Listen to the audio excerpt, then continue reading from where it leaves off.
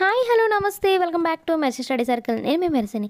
ఈరోజు చెప్పుకోబోయే టాపిక్ ఏంటంటే 8th class physics new syllabus నుండి టోటల్ 580+ బిట్స్ అయితే ఈ వీడియోలో అందించడం జరుగుతుంది ఫ్రెండ్స్. అలాగే వాటితో పాటు పీడిఎఫ్ కూడా సెండ్ చేయడం జరుగుతుంది. టోటల్ లెసన్స్ సంబంధించిన పీడిఎఫ్ కేవలం 40 రూపీస్కి మాత్రం ఇవ్వడం జరుగుతుంది ఫ్రెండ్స్. డిస్క్రిప్షన్ మరియు కామెంట్ బాక్స్లో దానికి సంబంధించిన డీటెయిల్స్ అయితే ఇచ్చాను. ఆ నెంబర్కి మీరు ఫోన్పే కానీ జీపే కానీ చేసి మీరు అదే నెంబర్కి స్క్రీన్ షాట్ పెట్టినట్లయితే మీకు వెంటనే పీడిఎఫ్ సెండ్ చేయడం జరుగుతుంది. 40 రూపీస్ కూడా అందరినీ దృష్టిలో పెట్టుకొని అయితే పెట్టడం జరిగింది. సో అంటే ఈ 40 రూపీస్ కూడా లేదు అని మాత్రం అనకండి. ఇదే ఇంకా దాంట్లో కూడా మీరు ఇంకా తగ్గించండి అని మాత్రం అనకండి. 40 రూపీస్ కేవలం. సో ఆ పీడిఎఫ్స్ అయితే తీసుకొని ఇప్పుడున్న తక్కువ టైంకి బాగా యూస్ చేసుకోండి. ఎందుకంటే మీరు టెక్స్ట్ బుక్ నోట్స్ రాసుకునే పని లేకుండా మీకు లైన్ టు లైన్ పేజ్ నెంబర్స్తో సహా మీకు ఆన్సర్ చేసి అయితే ఇచ్చాను. సో అదొక్కటి చదువుకోండి, దానికి మించి బిట్స్ అయితే రావు. సో నేను గ్యారంటీ. సో పీడిఎఫ్ మాత్రం అందరూ ఖచ్చితంగా తీసుకోండి ఫ్రెండ్స్. సో ఇంకా లేట్ చేయకుండా టాపిక్లో వెళ్ళే ముందు అందరూ చెప్పే మాట మరొకసారి మీకు రిక్వెస్ట్గా అయితే అడుగుతున్నాను, మన ఛానల్ సపోర్ట్ చేయండి. మీ సపోర్ట్ ఉంటే ఇంకా మంచి మంచి వీడియోస్ చేయడానికి నాకు కూడా ఇంట్రెస్ట్ ఉంటుంది. మీ అమూల్యమైన చేతితో సో సబ్స్క్రైబ్ అయితే చేసేయండి ఫ్రెండ్స్. అలాగే లైక్ చేయడం ద్వారా అనేక మందికి వీడియోస్ అయితే షేర్ అవుతుంది. సో ప్లీజ్ లైక్ చేసేయండి ఫ్రెండ్స్. ఇంకా లేట్ చేయకుండా టాపిక్లోకి అయితే వెళ్ళిపోదాం. ఒక వస్తువును నెట్టడం లేదా లాగడాన్ని ఏమంటారు? బలం. రెండు వస్తువుల మధ్య పరస్పర చర్య కారణంగా బలం ఉత్పన్నమవుతుంది. బలానికి దిశ పరిమాణం కూడా ఉంటుంది. ఒక వస్తువుపై రెండు బలాలు వ్యతిరేక దిశల్లో పనిచేస్తే దానిపై పనిచేసే ఫలిత బలం రెండు బలాల మధ్య డాష్ భేదం. క్రింది వానిలో సరైనది. బలం ఒక వస్తువు యొక్క చలన దిశను మార్చగలదు. బలం ఒక వస్తువు యొక్క ఆకారాన్ని మార్చగలదు. ఒక వస్తువుపై ప్రయోగించిన బలం దాని వేగాన్ని మార్చగలదు. ఒక కారు నిశ్చలంగా ఉందంటే దానిపై ఫలిత బలం శూన్యం. ఒక వస్తువుపై పనిచేసే బలం రెండవ దానికంటే ఏ విధంగా ఉండవచ్చు? ఎక్కువగా లేదా తక్కువగా లేదా సమానంగా ఉండవచ్చు.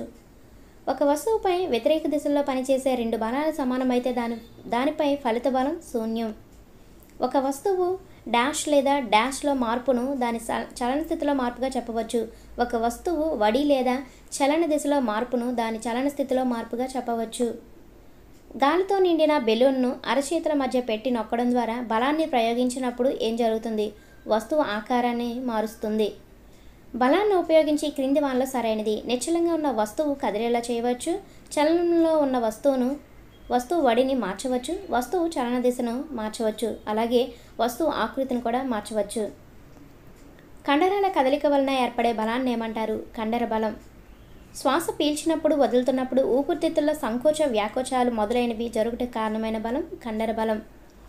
జంతువులు వివిధ పనులు చేయడానికి ఉపయోగించే బలం కండర బలం.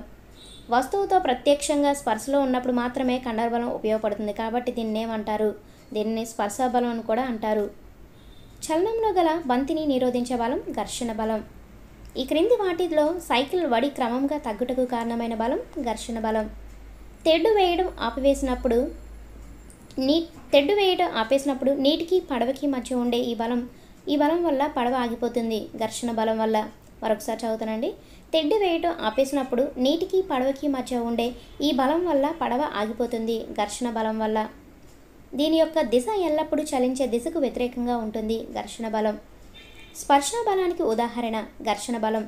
ఉపరితలాల మధ్య స్పర్శ కారణంగా ఘర్షణ బలం పుడుతుంది. ఆవేశపరిచిన స్ట్రా మరియు చిన్న చిన్న కాగితపు ముక్కల మధ్య ఆకర్షణ బలాలు స్థావర విద్యుత్ బలాలు. ఒక ఆవేశపూరిత వస్తువు వేరొక ఆవేశపూరిత లేదా ఆవేశరహిత వస్తువుపై కలుగజేసే బలాన్ని ఏమంటారు? స్థావర విద్యుత్ బలం అంటారు. ఈ బలం కారణంగానే నదుల్లో నీరు క్రిందకు ప్రవహిస్తుంది గురుత్వాకర్షణ బలం కారణంగా. విశ్వంలో ఏ వస్తువుపైనైనా తప్పక ప్రభావం చూపు బలం గురుత్వాకర్షణ బలం. ప్రమాణ వైశాల్యం గల తలంపై పనిచేసే బలం పీడనము. పీడనము ఈక్వల్ టు బలం బై వైశాల్యము. మన చుట్టూ విస్తరించి ఉన్న గాలిని ఏమంటారు? వాతావరణం. భూమి ఉపరితలం నుండి అనేక కిలోమీటర్ల ఎత్తు వ్యాపించి ఉంటుంది. ఈ గాలి వల్ల కలిగే పీడనాన్ని ఏమంటారు? వాతావరణ పీడనం. గురుత్వాకర్షణ బలం వల్ల మనం నలిగిపోకుండా ఉండటానికి కారణం మన శరీరంలోని పీడనం కూడా వాతావరణ పీడనంతో సమానంగా ఉండి బయట నుంచి వచ్చే పీడనాన్ని సమతుల్యం చేస్తుంది. పాత్ర నుండి గాలిని బయటకు తీసే పంపుని కనిపెట్టిన జర్మన్ శాస్త్రవేత్త ఓట్టో వాన్ గెరిక్ 17వ శతాబ్దానికి చెందినవారిన.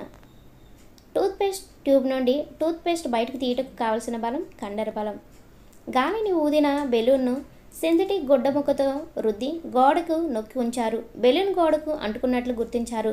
బెలూన్ గోడ మధ్య ఆకర్షణకు ఏ బలం కారణం కావచ్చు? స్థావర విద్యుత్ బలం. డ్రాపర్ నాజిల్ను నీటిలో ముంచి దాని బల్బును నొక్కినప్పుడు డ్రాపర్లోని గాలి బుడగల రూపంలో బయటకు వెళ్ళడం కనిపిస్తుంది. మనం ఒక్కసారి బల్బుపై పీడనాన్ని తొలగిస్తే డ్రాపర్లోకి నీరు చేరుతుంది. డ్రాపర్లో నీరు పెరగడానికి కారణం వాతావరణ పీడనం. గోడకు ఉన్న హుక్కుకి బిగించిన స్ప్రింగ్కి వేలాడదీసిన బరువు గురుత్వ బలం. ఈ స్పర్శలో ఉన్న రెండు వస్తుతలాల మధ్య గల సాపేక్ష చలనాన్ని వ్యతిరేకించే బలంను ఏమంటారు? ఘర్షణ. సైకిల్ త్రొక్కుతున్నప్పుడు సైకిల్ టైర్లకు రోడ్డుకు మధ్య గల బలం ఘర్షణ బలం. మనం మృదువైన తడి నేలపై నడవటం కష్టం. కారణం మృదువైన తడి నేలలు కలిగి ఉండేవి తక్కువ ఘర్షణ. ఒక వస్తువు యొక్క ఘర్షణ బల దిశ వస్తు చలన దిశకు వ్యతిరేక దిశలో ఉంటాయి. ఘర్షణ బలం ఎల్లప్పుడూ అనువర్తిత బలాన్ని వ్యతిరేకిస్తుంది. ఘర్షణ ఉపరితలాల నునుపుదనంపై ఆధారపడి ఉంటుంది. ఒక వస్తువుపై ప్రయోగింపబడిన బలాన్ని కొలవడానికి వాడే పరికరం స్ప్రింగ్ త్రాసు. స్ప్రింగ్ సాగుదలను గ్రాడ్యుయేట్ స్కేల్పై కదిలే సూచిక ద్వారా కొలుస్తారు. ఘర్షణ అనేది డాష్పై ఆధారపడి ఉంటుంది, ఉపరితలాల స్వభావంపై. స్పర్శలో ఉన్న రెండు అసమరీతుల తలాల వల్ల ఘర్షణ ఏర్పడుతుంది. ఉపరితలం గరుకుదనం పెరిగితే ఘర్షణ కూడా పెరుగుతుంది. రెండు ఉపరితలాలను గట్టిగా నొక్కితే ఘర్షణ బలం పెరుగుతుంది. ఒక వస్తువు నిశ్చల స్థితి నుండి కదలడం ప్రారంభించిన తక్షణం ఘర్షణను అధిగమించడానికి అవసరమైన బలం స్థైతిక ఘర్షణ. నిశ్చల స్థితిలో గల వస్తువుపై పనిచేసే ఘర్షణ బలం స్థైతిక ఘర్షణ. నీవు గమనించే ఈ సందర్భం ఘర్షణకు అనుసంధానమై ఉంటుంది. గోడకు మేకు కొట్టినప్పుడు, వాహనాన్ని ఆపడానికి బ్రేకులు వేసినప్పుడు, వ్రాయడానికి పెన్సిల్ లేదా పెన్నును పట్టుకున్నప్పుడు. స్థైతిక ఘర్షణ జారుడు ఘర్షణ కంటే డాష్ ఎక్కువ. ఘర్షణ వలన ఉపయోగాలు: తడి పాలరాతి నేలపై నడవగలం, పరుగెత్తగలం, పెన్ను లేదా పెన్సిల్తో వ్రాయగలం, భవనాలను నిర్మించగలం, గోడపై మేకులు పెట్టగలం. వాహనాలను కదిలించడం లేదా ఆపడం లేదా చలన దిశను మార్చడానికి, పక్కకు తిప్పడానికి సాధ్యమైన కారణం ఘర్షణ. క్రింది వాటిలో ఘర్షణ వలన జరుగు అనర్థం అంటే నష్టాలు: యంత్రాల అరుగుదల, షూ అరుగుదల, ఘర్షణ వల్ల ఉత్పత్తి అయిన ఉష్ణం వృధా ఆగుట. కదులుతున్న ఇంజన్ లేదా మోటార్ భాగాలు వేడెక్కడానికి గల కారణం ఘర్షణ. ఘర్షణ వలన వేడి పుడుతుందని శ్రీను ఎలా చెప్పగలడు? తన రెండు చేతులు బాగా రుద్దడం ద్వారా, అగ్గిపుల్లను గరుకుతలంపై గీసినప్పుడు, మిక్సీ జార్ను వాడినప్పుడు. జిమ్నాస్టులు వస్తువులు జారిపోకుండా చేతులకు పౌడర్ రాసుకోవడానికి గల కారణం ఘర్షణను తగ్గించడానికి. మరొకలా కూడా అడుగుతారు ఆప్షన్స్లో, తక్కువ ఘర్షణను కలిగి ఉండటానికి. రెండు కూడా ఒకటే. క్యారమ్ బోర్డు ఆటలో పౌడర్ చల్లుతారు, కారణం ఘర్షణ బలం తగ్గించుటకు. టైర్లు, షూ అడుగు భాగంలోని గాడులు దేనికి సహకరిస్తాయి? జారుడు ఘర్షణను తగ్గించడానికి. ఘర్షణను తగ్గించడానికి మనం ఉపయోగించే సందర్భం: తలుపు మడత బందుల లేదా కీలు మీద కొన్ని చుక్కలు నూనె పోయటం, యంత్రాలు కదిలే భాగాల మధ్య గ్రీజును ఉపయోగించడం, క్యారమ్ బోర్డు పైన మెత్తటి పౌడర్ చల్లటం. ఇవి ఘర్షణ తగ్గించడానికి మనం ప్రయత్నించే సందర్భాలు. ఘర్షణను తగ్గించే పదార్థాలను ఏమంటారు? కందెనలు లేదా లూబ్రికెంట్స్ అంటారు. కొన్ని యంత్రాలలో దీనిని కందెనగా ఉపయోగించడం మంచిది కాదు. నూనెను కందెనగా ఉపయోగించడం మంచిది కాదు. ఈ క్రింది వాటిలో బాల్ బేరింగ్లను ఉపయోగించే సందర్భం: సైకిల్ ఇరుసుల మధ్య, చక్రాల మధ్య భాగం, సీలింగ్ ఫ్యాన్లు. దొర్లడం అనేది ఘర్షణను తగ్గిస్తుంది. ఘర్షణను పూర్తిగా తొలగించలేం. ఒక వస్తువు మరొక వస్తువు ఉపరితలంపై దొర్లుతున్నప్పుడు దాని కదలికకు ఉండే నిరోధకతను ఏమంటారు? దొర్లుడు ఘర్షణ. దొర్లుడు ఘర్షణ స్థైతిక ఘర్షణ కంటే డాష్ తక్కువ. శాస్త్రీయ భాషలో వాయువులు, ద్రవాల సాధారణ పేరు ప్రవాహులు. ప్రవాహులు ప్రయోగించే ఘర్షణ బలాన్ని ఏమంటారు? డ్రాగ్ లేదా ప్రవాహి ఘర్షణ. ప్రవాహి ఘర్షణకు మరొక పేరు డ్రాగ్లు. ప్రవాహిలో గల వస్తువులపై పనిచేసే ప్రవాహి ఘర్షణ క్రింది అంశాలపై ఆధారపడుతుంది: సాపేక్ష వేగం, వస్తువు ఆకృతి, ప్రవాహి స్వభావంపై ఆధారపడుతుంది. పక్షులు, చేపలు, విమానాల ఆకృతులు దీనికి అనుగుణంగా ఉంటాయి ప్రవాహి ఘర్షణను అధిగమించడానికి. క్రింది వాటిలో ప్రవాహి ఘర్షణను అనుభవించేది: గాలిలో ఎగిరే పక్షి, నీటిలో ఈదే చేప, ఆకాశంలో వెళ్ళే విమానం. అంటే ఆ క్వశ్చన్ ఇలా కూడా అడుగుతారు, సో అందుకని ఇలా ఇచ్చాను. దొర్లుడు, స్థైతిక, జారుడు ఘర్షణల కారణంగా బలాలను అవరోహణ క్రమంలో అమర్చగా. స్థైతిక, జారుడు, దొర్లుడు. అంటే అత్యల్ప ఘర్షణ కలిగినది దొర్లుడు ఘర్షణ, అత్యధిక అనేసరికి స్థైతిక. సో అందుకే అవరోహణ క్రమం అంటే ఏంటి, పైనుంచి కిందకి రా. సహజ వనరులని వేటినంటారు? గాలి, నీరు, నేల, ఖనిజాలు ప్రకృతి నుండి లభించేవి. ప్రకృతిలో వివిధ వనరుల లభ్యత దృష్ట్యా సహజ వనరులను స్థూలంగా 2 రకాలుగా వర్గీకరించవచ్చు. తరగని సహజ వనరులు, తరిగిపోయే సహజ వనరులు. తరగని సహజ వనరులకు సంబంధించి ఈ క్రింది వాటిలో సరి అయినది. ఇవి ప్రకృతిలో అపరిమిత పరిమాణంలో ఉంటాయి. మానవ కార్యకలాపాల వల్ల తరిగిపోవు. వీటికి ఉదాహరణ సూర్యరశ్మి, గాలి. ఒక్కొక్కసారి ఎగ్జామ్లో తరగని సహజ వనరులకు ఉదాహరణ కానిది అని కూడా అడగొచ్చు. నేను ఎగ్జామ్లో అయితే అలాగే ఇచ్చాను. సో మీరు ఎగ్జామ్ జాయిన్ అవ్వాలనుకుంటే టెలిగ్రామ్లో నాకు మెసేజ్ చేయండి, దానికి సంబంధించిన డీటెయిల్స్ అయితే ఇస్తాను. తరిగిపోయే సహజ వనరులకు సంబంధించి ఈ క్రింది వాటిలో సరైనది. ఇవి ప్రకృతిలో పరిమిత పరిమాణంలో ఉంటాయి. మానవ కార్యకలాపాల ద్వారా తరిగిపోవచ్చు. వీటికి ఉదాహరణ అడవులు, వన్యప్రాణులు, ఖనిజాలు, నేలబొగ్గు, పెట్రోలియం, సహజ వాయువు మొదలైనవి. తరిగిపోయే సహజ వనరులకు సంబంధించి ఈ క్రింది వాటిలో ఉదాహరణ. సో ఎగ్జామ్లో ఒక్కొక్కసారి ఇలా అడగొచ్చు, అందుకనే దీన్ని మళ్ళీ డివైడ్ చేసి అయితే ఇచ్చాను. అడవులు, వన్యప్రాణులు, ఖనిజాలు, నేలబొగ్గు, పెట్రోలియం, సహజవాయువు. ఎగ్జామ్లో అయితే తరిగిపోయే సహజ వనరులకు సంబంధించి ఈ క్రింది వాటిలో ఉదాహరణ కానిది అని అడగొచ్చు. సో చూసుకోండి. ఈ క్రింది వానిలో శిలాజ ఇంధనాలు: బొగ్గు, పెట్రోలియం, సహజవాయువు. జీవుల మృత అవశేషాల నుండి తయారయ్యే ఇంధనాలు శిలాజ ఇంధనాలు. నేలబొగ్గు రాయిలా గట్టిగా ఏ రంగులో ఉంటుంది? నలుపు రంగులో. నేలబొగ్గు ఉపయోగాలు చూసుకున్నట్లయితే ఆహారం వండడానికి ఇంధనంగా ఉపయోగిస్తారు.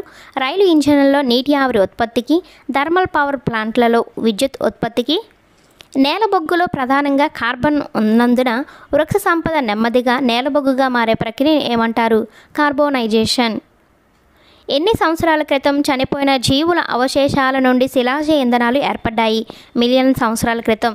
చనిపోయిన జీవులు శిలాజ ఇంధనాలుగా మారడానికి మిలియన్ సంవత్సరాలు పడుతుంది. నేలబొగ్గును ఇలా కూడా పిలుస్తారు, శిలాజ ఇంధనం. గాలిలో వేడి చేసినప్పుడు నేలబొగ్గు నుండి ప్రధానంగా ఉత్పత్తి చేసే వాయువు కార్బన్ డయాక్సైడ్.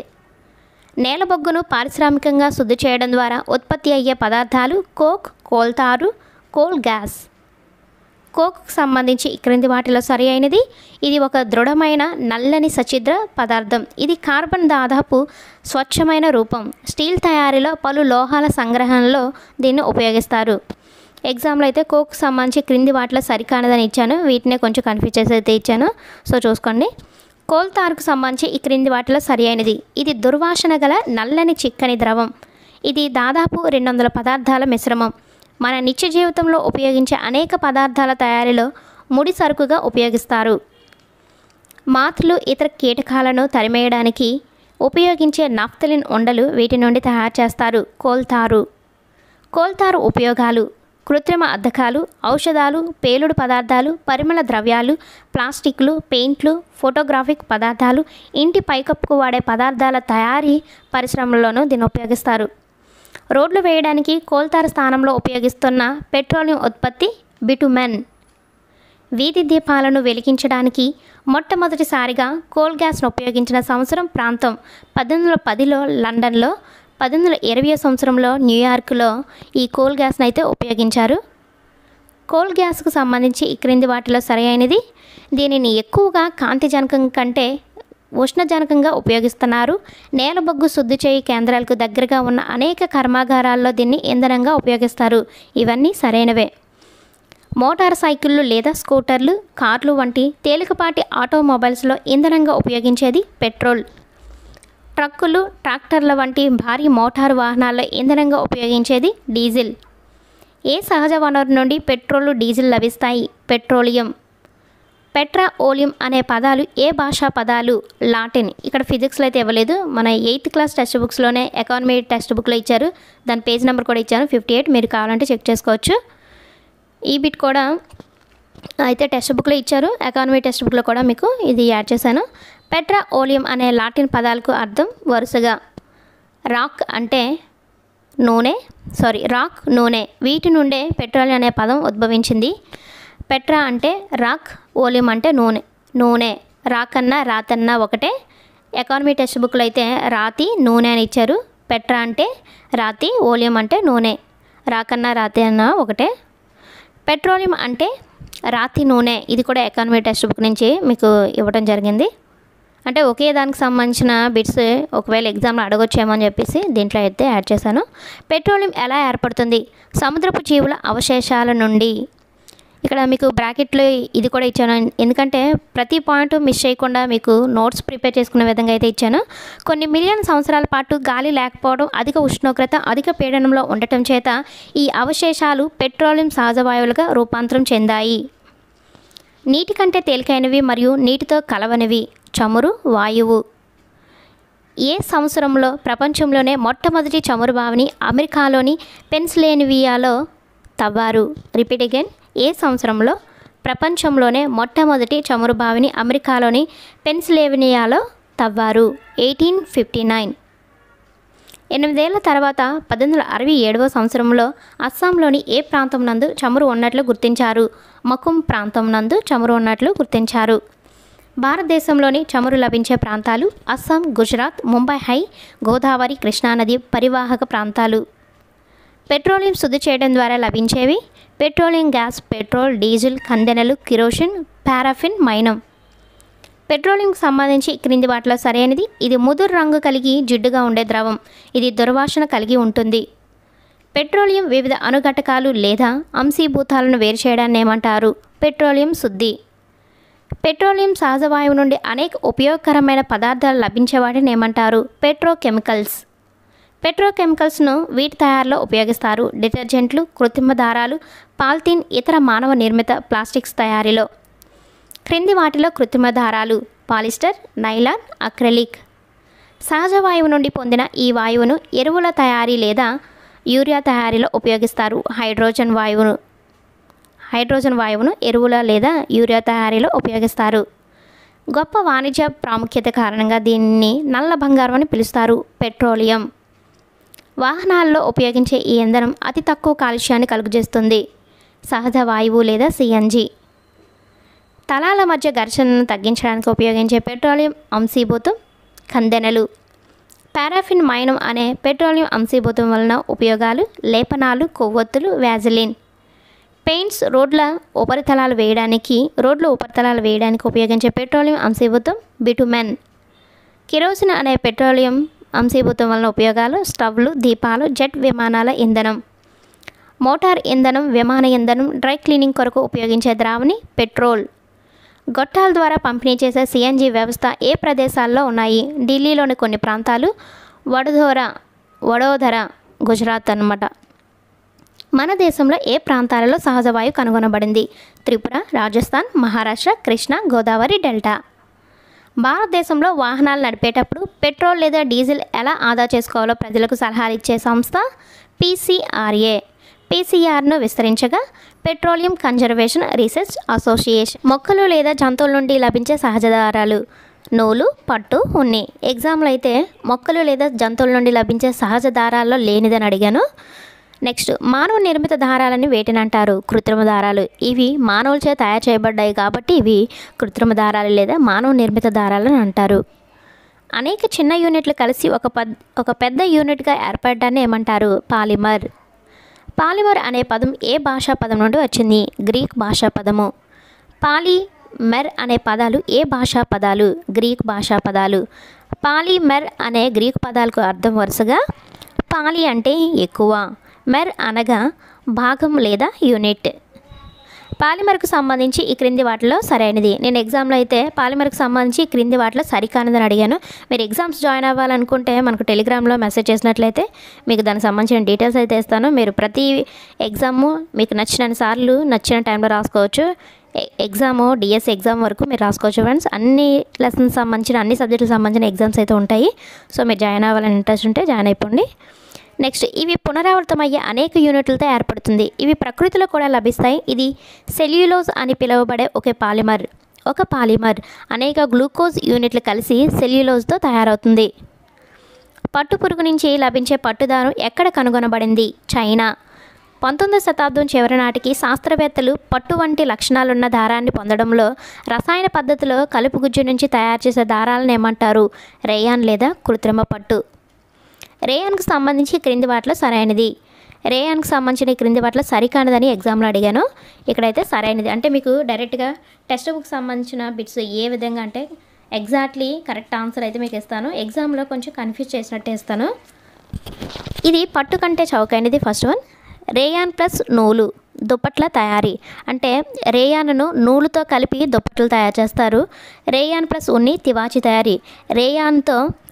రేయాన్ను ఉన్నితో కలిపి తివాచీలు తయారు చేస్తారు. సో అందుకే కలిపి కాబట్టి ప్లస్ అనేది యాడ్ చేశాను.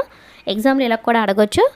నెక్స్ట్, 1931లో ఎటువంటి సహజ ముడి పదార్థాలు అంటే మొక్క లేదా జంతువుల నుంచి ఉపయోగించకుండా తయారైన మరో మానవ నిర్మిత దారం నైలాన్. నేలపొగ్గు, నీరు, గాలి నుండి తయారు చేయబడిన మొట్టమొదటి సంపూర్ణ కృత్రిమ దారం నైలాన్. నైలాన్కి సంబంధించి క్రింది వాటిలో సరైనది. మీకు ఎగ్జామ్లో ప్రతిదీ కూడా సరికానిది అని అడుగుతూ ఉంటాను, కొంచెం కన్ఫ్యూజ్ చేసి.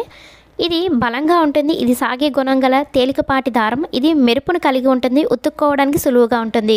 మీకు ఇక్కడ డైరెక్ట్ బిట్ ఆన్సర్ ఇచ్చేస్తాను, ఎందుకంటే మీకు నోట్స్ ప్రిపేర్ చేసుకునే విధంగా ఉంటుంది. దీనికి సంబంధించిన పీడిఎఫ్ కావాలంటే నాకు మెసేజ్ చేయండి. ఒక 20 రూపీస్తో పీడిఎఫ్ అయితే ఇవ్వడం జరుగుతుంది.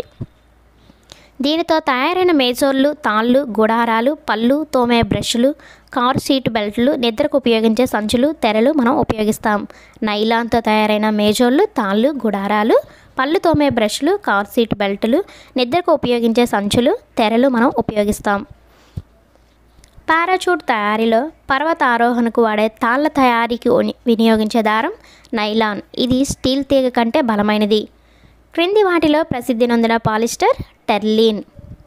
పాలిస్టర్ యొక్క ముఖ్య రూపము పీఈటీ. పీఈటీ అంటే పాలిఇథిలీన్ టెరాఫ్థలేట్. సీసాలు, వంట పరికరాలు, ఫిలింలు, తీగల వంటి వస్తువుల తయారు వినియోగిస్తారు. పండ్లకు వాసననిచ్చే రసాయనం ఎస్టర్. క్రింది వాటిలో సరైనది. Poly plus ester polyester. Polyester plus నూలు పాలికాట్. పాలిస్టర్ ప్లస్ ఊలు పాలిఊల్. శీతాకాలంలో వాడే చలికోట్లు, సాలువాలు లేదా దుప్పట్ల తయారీలో సహజ ఊలుకు బదులుగా వాడే మరొక కృత్రిమ దారం అక్రలిక్. సహజ వనరుల నుంచి లభించే ఊలు కంటే చాలా చౌకైనది. క్రింది వాటిలో సరైనది. కృత్రిమ దారాల మాదిరిగానే ప్లాస్టిక్ కూడా ఒక పాలిమర్. పాలిథీన్, పాలి ప్లస్ ఇథీన్ అనేది ప్లాస్టిక్కు ఒక ఉదాహరణ. దీన్ని సాధారణ పాలిథీన్ సంచుల తయారీకి ఉపయోగిస్తారు. వేడి చేసినప్పుడు రూపం కోల్పోయి వంచడానికి వీలయ్యే ప్లాస్టిక్లను ఏమంటారు? థర్మోప్లాస్టిక్లు. థర్మోప్లాస్టిక్లకు ఉదాహరణ పాలిథీన్, పీవీసీ. పీవీసీ అంటే పాలీవినైల్ క్లోరైడ్.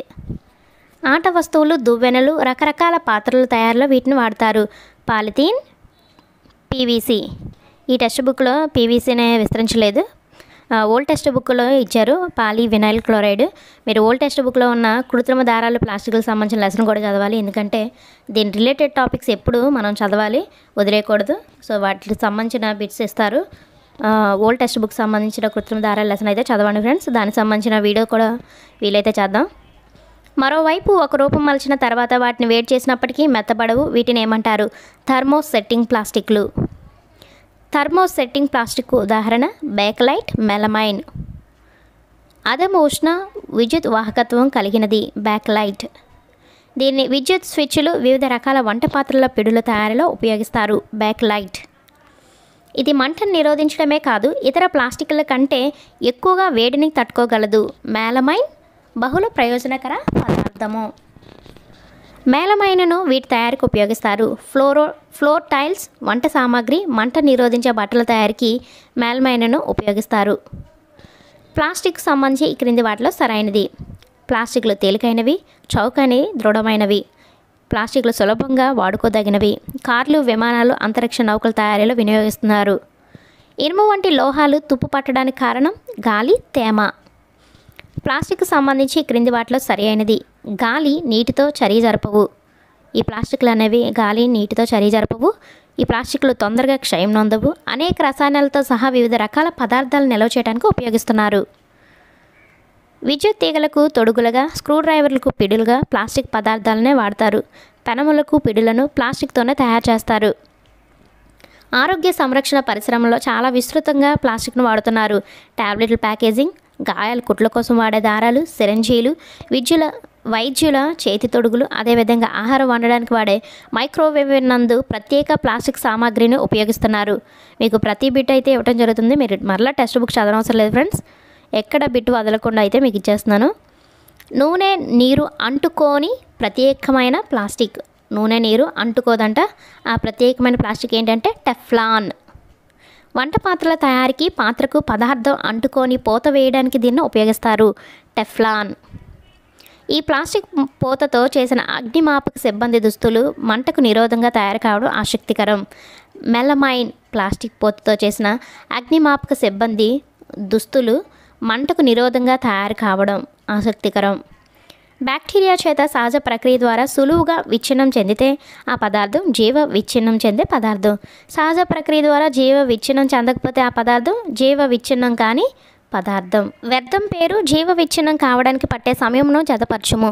కాగితం 10 నుంచి 30 రోజులు, నూలు వస్త్రం 2 నుంచి 5 నెలలు, కలప 10 నుంచి 15 సంవత్సరములు, ఊలు దుస్తులు సుమారు 1 సంవత్సరం. ఇవన్నీ జీవ విచ్ఛిన్నం అయ్యేవి. ప్లాస్టిక్ సంచులు చాలా సంవత్సరములు. ఇవి జీవ విచ్ఛిన్నం కానివి. ఒక్కొక్కసారి ఎగ్జామ్లో 4 ఆప్షన్స్ ఇచ్చి దీనిలో జీవ విచ్ఛిన్నం కానిది ఏంటని అడుగుతారు, చూసుకోండి. నెక్స్ట్ 100 నుంచి 500 సంవత్సరంలో జీవ విచ్ఛిన్నం కావడానికి పట్టే సమయం తీసుకున్న వ్యర్థం పేరు టిన్, అల్యూమినియం, ఇతర లోహ పాత్రలు. ఇవి జీవ విచ్ఛిన్నం కానివి. 1 నుంచి 2 వారాలు జీవ విచ్ఛిన్నం కావడానికి పట్టే సమయం తీసుకునే వ్యర్థం పేరు కూరగాయలు, పండ్ల తొక్కలు, మిగిలిన ఆహార పదార్థాలు. ఇవి జీవ విచ్ఛిన్నం అయ్యేవి. అంటే బాక్స్లో ఇచ్చారు, బాక్స్లో ఈ 2 ఆప్షన్స్ సంబంధించినవి మీకు ముందు దాంట్లో ఇవ్వలేదు, సో అందుకని విడివిడిగా ఇచ్చాను ఇక్కడ. అంటే ఎక్కువగా ఉన్నాయి కాబట్టి, అంటే కూరగాయలు, పండ్ల తొక్కలు, మిగిలిన ఆహార పదార్థాలు. మిగిలిన వాటి అయితే కాగితం, నూలు వస్త్రం, కలప, ఊలు దుస్తులు ఇలా సింగిల్గా ఇచ్చారు. ఇక్కడ ఈ 2 బిట్లకు మాత్రము అలా 3 ఇచ్చారన్నమాట, టిన్, అల్యూమినియం, ఇతర లోహ పాత్రలు. అందుకే అవి డివైడ్ చేసి అయితే ఇచ్చాను. రీసైకిల్ చేయడానికి అనుకూలమైనవి థర్మోప్లాస్టిక్లు. బాధ్యత గల పౌరుడిగా 5R నియమాలను గుర్తుంచుకోవాలి. తగ్గించడం, రెడ్యూస్, తిరిగి ఉపయోగించడం, రీయూజ్, అనుకూలంగా తయారు చేసుకోవటం, తిరిగి పొందడం, రికవర్, తిరస్కరించడం, రిఫ్యూజ్. ఒక్కొక్కసారి ఎగ్జామ్లో 5R నియమాల్లో లేనిది ఏంటని అడగచ్చు, లేదా 4R నియమాల్లో లేనిది ఏంటని అడగచ్చు, చూసుకోండి. రేయాన్ అనేది కృత్రిమ దారం కంటే భిన్నమైనది, ఎందుకంటే దీనిని కలపగుజ్జు నుండి పొందుతారు. ఇది 81 పేజీలో ఉంది, 97 పేజీలో డైరెక్ట్ బిట్ ఇచ్చారు టెక్స్ట్ బుక్లో. దీనిని కలపగుజ్జు నుండి పొందుతారు. పట్టుదారలా కనిపించేది ఇది కాదు, నైలాన్ అనేది పట్టుదారలా కనిపిస్తుంది. సహజ దారాల మాదిరిగా వీటిని వడకోవచ్చు కాదు, పట్టుదారాల మాదిరిగా వీటిని వడుకుతారు. జతపరిచినట్లయితే ఇది కూడా డైరెక్ట్ బిట్ టెక్స్ట్ బుక్ల నుంచి ఇచ్చిందే. పాలిస్టర్ దుస్తులు త్వరగా ముడుచుకోవు. టెఫ్లాన్ నూనె అంటుకొని వంట పాత్రల తయారీకి వినియోగిస్తారు. రేయాన్ కాగితపు గుజ్జుతో తయారైనది. నైలాన్ పారాచూట్లు దుస్తుల తయారీకి ఉపయోగిస్తారు. ఇక్కడ నేను డైరెక్ట్గా ఆన్సర్ అయితే ఇచ్చేసాను. మీకు ఎగ్జామ్లో అయితే ఇక్కడ టెక్స్ట్ బుక్లో మీకు ఎలా ఇచ్చారో బిట్టు అలా ఇచ్చారు. నెక్స్ట్ నైలాన్కి సంబంధించి ఈ క్రింది వాటిలో సరైనది. ఇది బలమైనది, మృదువైనది, ఇది పట్టులాగే కనిపిస్తుంది. మొట్టమొదటిగా తయారు చేయబడిన కృత్రిమ దారం. దీన్ని 1939లో పరిచయం చేశారు. ఈ బిట్ మీరు మ్యాక్సిమం చూడరు, ఎందుకంటే అది చివరగా ఉంది కాబట్టి. సో ఒకసారి చూసుకోండి, 101 పేజీలో మీకు అయితే ఇది కూడా ఇచ్చేసాను. ధ్వని గురించి అధ్యయనం చేసే శాస్త్రాన్ని ఏమంటారు? ఎకౌస్టిక్స్. ఇక్కడ ఈ బిట్ అయితే లేదు, కానీ ఒక్కొక్కసారి ఎగ్జామ్లో అడగొచ్చు కదా అని చెప్పేసి ఇది ఇచ్చాను. క్రింది వాటిలో వాయిద్య పరికరం. పిల్లను గ్రోవి, తబల, హార్మోనియం. ఒక వస్తువు చలనం అటు ఇటు లేదా ముందుకు వెనుకకు కదులుతూ ఉంటే దానిని ఏమంటారు? కంపనాలు అంటారు. సాగదీసిన రబ్బర్ పట్టీని మీటినప్పుడు అది కంపిస్తూ ధ్వనిని ఉత్పత్తి చేస్తుంది. కంపించే వస్తువులు ధ్వనిని ఉత్పత్తి చేస్తాయి. కొన్ని సందర్భాలలో కంపనాలను మనం చూడలేకపోవడానికి కారణం వాటి కంపన పరిమితి చాలా తక్కువగా ఉండటం వల్ల. ఏక్తారా ఒక డాష్ సంగీత పరికరం. ఏక్తారలో కంపించే భాగం సాగదీసిన స్ట్రింగ్ లేదా సాగదీసిన తీగ. Stretch string. స్ట్రెచ్డ్ అంటే సాగదీసిన, స్ట్రింగ్ అంటే తీగ. సో అందుకనే ఈ ఆప్షన్స్లో ఎలా ఇచ్చినా సరే మీరు ఐడెంటిఫై చేయాలని చెప్పి ఇచ్చాను. కంపించే భాగమైన సాగదీయబడిన పొరతో ధ్వనిని ఉత్పత్తి చేసే సంగీత వాయిద్యం తబల, మృదంగం, డోలు. ఈ 3 కూడా సాగదీయబడిన పొరతో ఈ ధ్వనిని అయితే ఉత్పత్తి చేసే కంపించే భాగం అన్నమాట. క్రింది వాటిలో తీగ వాయిద్యం వీణ, తంబుర, వయోలిన్. మన దేశంలో వివిధ ప్రాంతాల్లో సాధారణంగా ఉపయోగిస్తున్న ఈ సంగీత వాయిద్యాలు మంజీరా లేదా తాళాలు, మట్టి కూజ, ఘటం, కర్తాల్. ఈ వాయిద్యాలను కేవలం తట్టడం లేదా కొట్టడం చేస్తారు. మీకు ఎక్కడ బిట్టు వదలకుండా ఇస్తున్నాను ఫ్రెండ్స్. మన దేశ సంగీత వాయిద్యమైన తాళాలను ఇలా కూడా పిలుస్తారు, మంజీరా. సితార వాయిద్యముకు సంబంధించి క్రింది వాటిలో సరైనది. సితార వాయిద్యం తీగలను మీటినప్పుడు మనం వినే ధ్వని కేవలం ఆ తీగలకు సంబంధించింది కాదు, మొత్తం వాయిద్యం కంపనాలకు లోనవుతుంది. మనం వినే ధ్వని ఆ వాయిద్య పరికరం కంపనాలకు సంబంధించినదై ఉంటుంది. మృదంగం పొరను కంపింపచేసినప్పుడు మనం వినే శబ్దం కేవలం పొరకు సంబంధించినవే కాకుండా మొత్తం పరికరానికి సంబంధించినదై ఉంటుంది. మన శరీరంలో కంపించే అవయవం లేదా మానవునిలో దీని ద్వారా ధ్వని ఉత్పత్తి జరుగుతుంది, స్వరపేటిక ద్వారా. పురుషులలో స్వరతంత్రుల పొడవు దాదాపు 20 మిల్లీమీటర్లు, మహిళలో స్వరతంత్రుల పొడవు 15 మిల్లీమీటర్లు. పురుషులు, మహిళలు, పిల్లల స్వరాలలో తేడాకు ముఖ్య కారణం స్వరతంత్రులు. చిన్నపిల్లల్లో స్వరతంత్రులు చాలా పొట్టిగా ఉంటాయి. మన స్వరతంత్రులు కూడా ధ్వనిని ఉత్పత్తి చేస్తాయి. ధ్వని ప్రసరణకు యానకం అవసరం లేదు. ఇక్కడ ఏబి అని ఇచ్చాను. ఎగ్జామ్లో అయితే ఏ సరైనదా, బి సరికానిది, ఏ సరికానిది, బి సరైనది, ఏబిలు రెండు సరైనవి. సో ఇలా ఇస్తాను ఆప్షన్స్. సో మీకు ఇక్కడ డైరెక్ట్గా ఆన్సర్ అయితే ఇస్తున్నాను. ధ్వని దేని ద్వారా ప్రయాణించవచ్చు? ఘన, ద్రవ, వాయు పదార్థాల ద్వారా ధ్వని ప్రయాణిస్తుంది, శూన్యం ద్వారా ప్రయాణించదు. ధ్వని యానకం ద్వారా ప్రయాణిస్తుంది, ధ్వని శూన్యం గుండా ప్రయాణించదు. ధ్వని దీని గుండా ప్రయాణించగలదు. చెక్క, తీగలు, లోహాలు ఏ ఘన పదార్థం గుండా అయినా ధ్వని ప్రయాణించగలదు. డాష్ ధ్వనిని ఉత్పత్తి చేసి యానకంలో అన్ని దిశలలో ప్రసారం చేస్తాయి కంపించే వస్తువులు. ధ్వని ప్రకంపనలను గ్రహించేది కర్ణబేరి. ధ్వని ప్రకంపనలను కర్ణబేరి గ్రహించి మెదడుకు సంకేతాలను పంపడాన్ని ఏమంటారు? వినికిడి. ఒక వస్తువు ముందుకు వెనుకకు కదలడాన్ని ఏమంటారు? కంపనాలు లేదా డోలన చలనం. ఒక సెకండ్లో చేసే డోలనాలు లేదా కంపనాల సంఖ్యను ఏమంటారు? తరచుదనం లేదా పౌనపున్యం. పౌనపున్యానికి ప్రమాణం హెర్ట్జ్. క్రింది వాటిలో సరైనది. పౌనపున్యాన్ని హెర్ట్జ్లలో కొలుస్తారు. దీని గుర్తు హెచ్జెడ్. పౌనపున్యం అంటే సెకనుకు ఒక కంపనం అని అర్థం.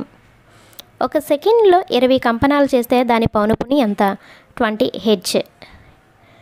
క్రింది వాటిలో ధ్వని యొక్క రెండు ముఖ్యమైన లక్షణాలు కంపన పరిమితి, పౌనపున్యం. ధ్వని తీవ్రత కంపన పరిమితి వర్గానికి డాష్లో ఉంటుంది, అనులోమానుపాతంలో ఉంటుంది.